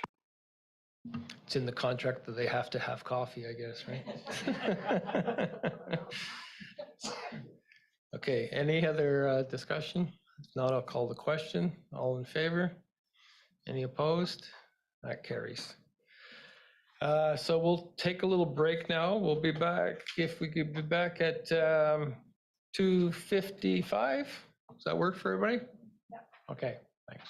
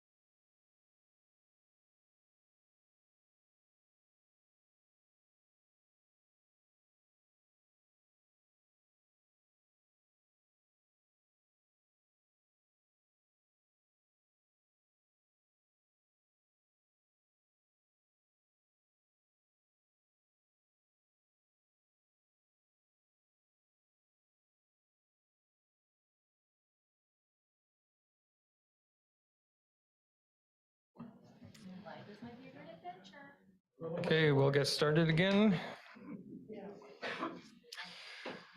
The Arena Refrigeration Project, Director of Community Services, please. Thank you, Mr. Mayor. The purpose of this council report is for council to consider an early 2023 budget approval for $950,000 for the Arena Refrigeration Retrofit Project in order to target installation for spring 2023 during the Arena annual shutdown. The District of Summerland engaged Polar Engineering to complete a detailed design for a newer, higher efficiency refrigeration system to replace the current refrigeration system at the Summerland Arena and Curling Club, as well as procurement support and oversight of installation and startup. The chillers are 18 years old and require replacement. Along with completing the engineering drawings, Polar Engineering conducted a FortisBC GHG reduction study. FortisBC has confirmed that the cost of the study will be 100% reimbursed if a minimum of one energy conservation measure is completed in 2023. The purpose of the energy study is to outline how the District of Summerland is a prime candidate for the FortisBC Custom Efficiency Program implementation funding. Throughout this study, Polar has analyzed the past, present, and future energy demands of the facility and has outlined how the proposed energy conservation measures will result in significant energy savings and greenhouse gas reductions. These energy savings will be beneficial to the District of Summerland and the British Columbia through the aligned targets of energy conservation. It was identified through the Arena condition assessment that the compressors and header pipes will need to be replaced within the next 5 years. It is anticipated that it would be more cost-effective to include this work within the 2023 retrofit project. A request for quotations were issued on November 4th and closed on November 30th, and the District of Summerland received 4 quotes. To replace the chillers only, a budget is required of $675,000. The additional project components are costed out in the council report, as well as the corresponding potential Fortis rebates and energy savings. Polar Engineering is attending via Zoom and will provide council a brief overview of the FortisBC Energy Study Project and the Arena Retrofit Project and answer any questions the council may have. So I am going to pass it over to Ian Well. Thanks so much, Lori. Thanks for the introduction. Nice to see everyone today. I will share my screen if that's okay, because I have a presentation prepared. Give me 1 second.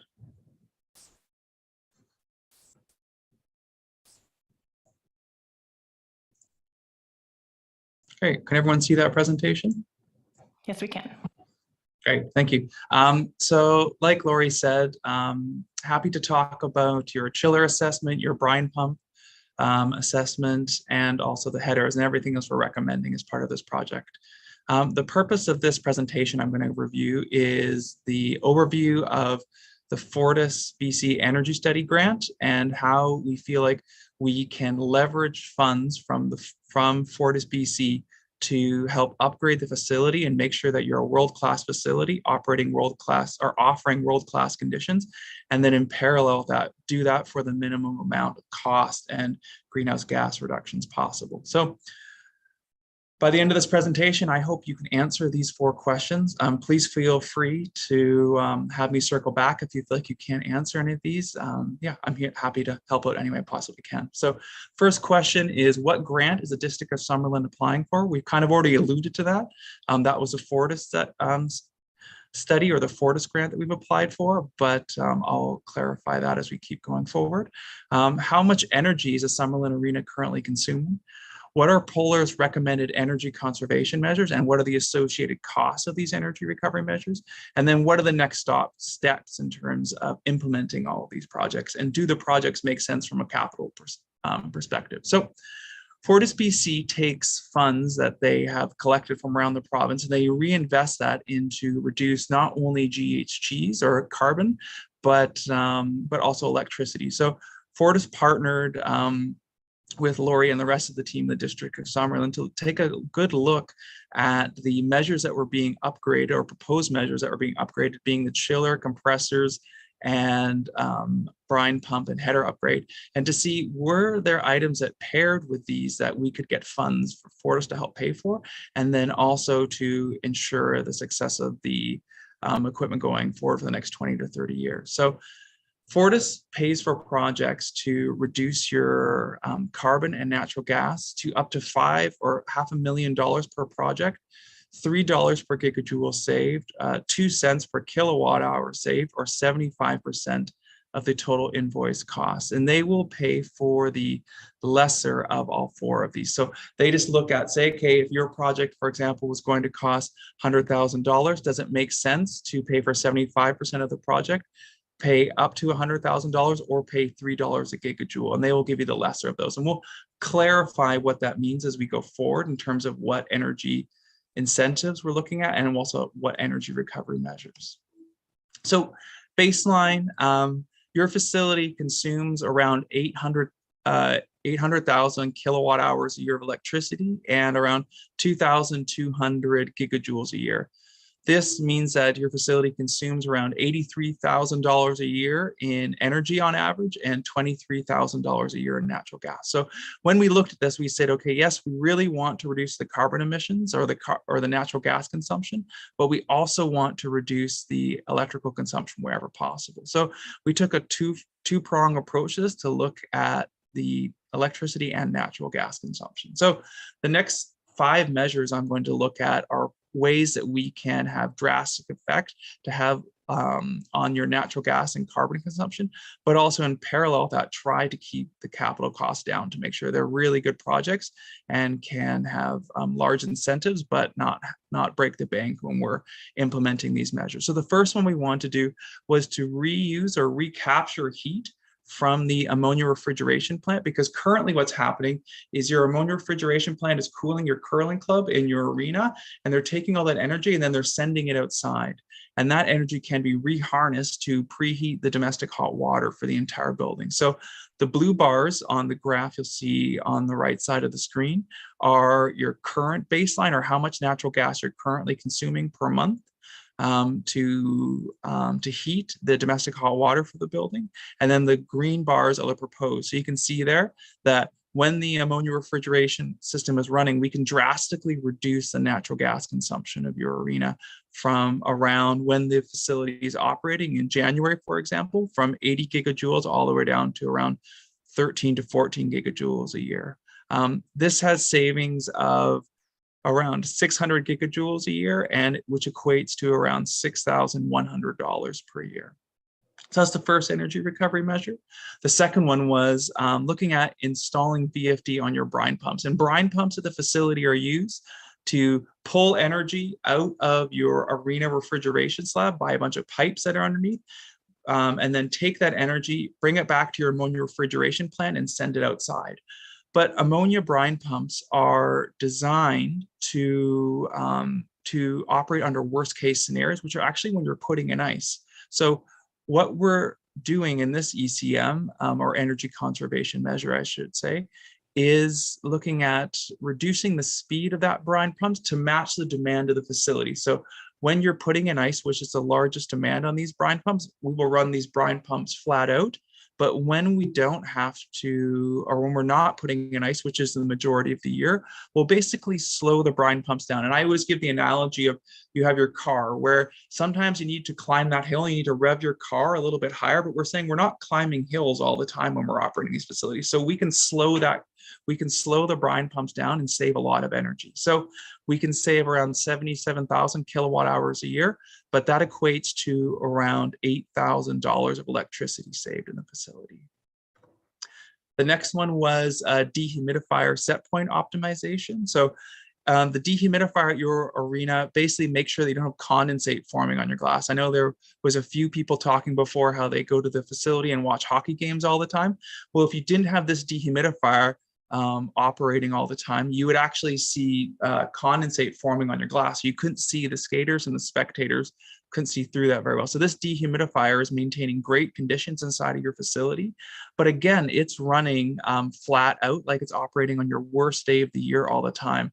So we recommend optimizing the dehumidifier at this facility and using that to reduce the natural gas consumption of this dehumidifier by around $5,000 a year. And this is through a few control points, set point optimizations, and just making sure that we're modulating the dehumidifier up and down in terms of based on outdoor conditions and conditions inside of your facility. So it's basically like having a thermostat at your house. And right now it's sitting at 20 to 25 degrees all winter long. But I'm saying, but when you're not using the facility, let's turn the heat down a little bit and let's not run the dehumidifier quite as hard. So it's a fairly simple and cost-effective energy conservation measure, which should save you around $5,000 a year. And then the next one was making your refrigeration compressors run a lot more efficiently. And I can get into all the details if you really want to, because we work on many of the ammonia refrigeration plants around British Columbia. But this is basically making your refrigeration compressors operate more efficiently and make them not work quite as hard. And what this will do is it will reduce the electricity consumption of your ammonia refrigeration compressors, which actually cost a fair amount of money to operate per year. They probably consume about half the electricity for the facility. And by making them operate more efficiently, we can reduce the energy consumption of the facility by about $6,300 per year. And then last, but definitely not least, is the compressor replacement. And this is something that Lori had talked about, where the base project was to replace the ammonia chillers, which as you see on my screen here, is these big silver things in the background here. We recommend those are replaced at end of life, but you also see your compressors here. So here's one compressor and here's the other one. And currently those compressors are at end of life or should get replaced in the next 5 years, as Lori said. But we're recommending for cost efficiencies that they get all done as one project, and more efficient compressors are installed in place of these original ones. So we can save around $6,700 per year of electricity just by installing more efficient compressors. And I like to say, currently, you have about a if we relate it back to cars, currently you have a car here that was built in the 1970s. And we're saying, well, we're just putting a car that was built in the 2020s. And from that, those cars have become much more efficient. And just like that, compressors have become much more efficient. And Fortis will pay you to install those compressors. So we think this is a great project as well. So coming back to all of that and summarizing all of this, you can see here ECM 1 through 5 on the left-hand side of the screen. And those are just the different energy conservation measures that I went through. So we've reduced and I'll just talk about ECM 1 through 5, because we're actually recommending that you complete all of these, because they're all great projects that are fairly low-hanging fruit in your facility. So we can look at here, if you look at ECM 1 through 5, that's what I'm going to go through on the bottom. You can reduce your natural gas consumption by 1,000 gigajoules a year. That's a little bit less than 50% of the natural gas consumption of this facility. So it's fairly significant. You'll be able to reduce your electricity consumption by about 25%. And all of this relates into energy savings of around $31,000 a year. You're still providing the same great ice conditions, if not better ice conditions, but you're doing that for a much more affordable rate for the city and operating your facility much more efficiently. The next question I often get, well, these projects are all great, Ian, but how much do they cost? And we worked with local contractors, your ammonia maintenance contractor, to budget for all of these projects. And we had a total budget of around $155,000 to implement these measures. But the really great news is that we're estimating that Fortis will pay for around $100,000 of that $155,000. So if you look at all of that, you will not only reduce your carbon emissions by about half of this facility and cut your electricity usage by about 25%. But to do that, you'll save $31,000 a year, and it'll end up costing you around $55,000 a year. So all that being said, we often get asked for payback. So you can see here that without incentive, this project has a payback of 3.4 years, but with incentive, we're estimating that it has a payback of around 1 year. So we think it's a great project and something that should be done in parallel with the upgrades that we're recommending at the facility for the chiller and the compressors, because those are at end of life. And so because they're end of life, we recommend upgrading them and saving the facility a lot of operating costs for the next 20 to 30 years, and then also reducing your electricity and carbon reductions at the same time. Next steps forward would be client review and feedback. We've already completed this fairly detailed review with Lori and the rest of her team. We submit the Fortis BC application, and that's been completed. And then Fortis does an independent review of Polar's engineering analysis, and we should receive incentive letters from them back late this year, early next year. We actually, while we were waiting for this meeting, just heard back from Fortis on the natural gas consumption, and they're willing to incentivize, is in line with what Polar recommended and what we're predicting will save you. And then after all of this, we shift to project implementation, and that will be completed next year if and when this project is awarded to the installing contractor. So I'd like to open it up for comments or questions at this point. Council questions? Councillor Peak. I don't know who my question is going to go to, whether it's going to go to the treasurer or the company, but my question is, was a portion of this already in this budget, and then we look to do the savings to make the other up? And my other question is that we're taking money from the community gas tax funds of 450,000. Was that part of the budget discussion? And what would be left in that fund after we take that out? So David's looking to answer it. Go ahead. Through the mayor, the 2022 budget that was passed last year had $500,000 allocated for this project to be funded through the Community Works Fund.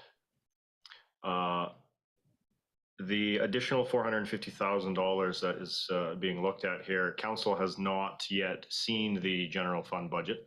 That will be coming in January, mid-January at some point. So I haven't seen that yet.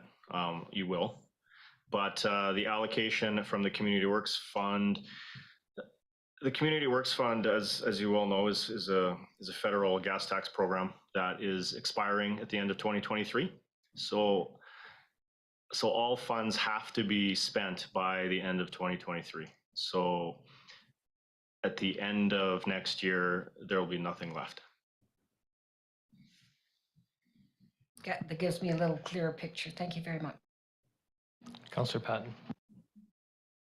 Thank you, Worship. I believe this would be for Lori. So Lori, we're looking at 950,000, but in this scenario here, our incentive that we would be paid from Fortis would be about $101,000 in rebate. My question being is the engineering fees of 10% based on the $950,000, which would be $95,000? Or how are the engineering fees based, or are they based just on the $100,000 or the $155,000 costs as in the report? Thank you for the question through Mr. Mayor. The engineering costs are included in the full loaded costs here, the $950,000. So the engineering for the installation, is that the question, if they are included? On point number 2, it said engineering fees have not been included in the project costs. For budgetary estimates, engineering fees should be 10% of that project cost.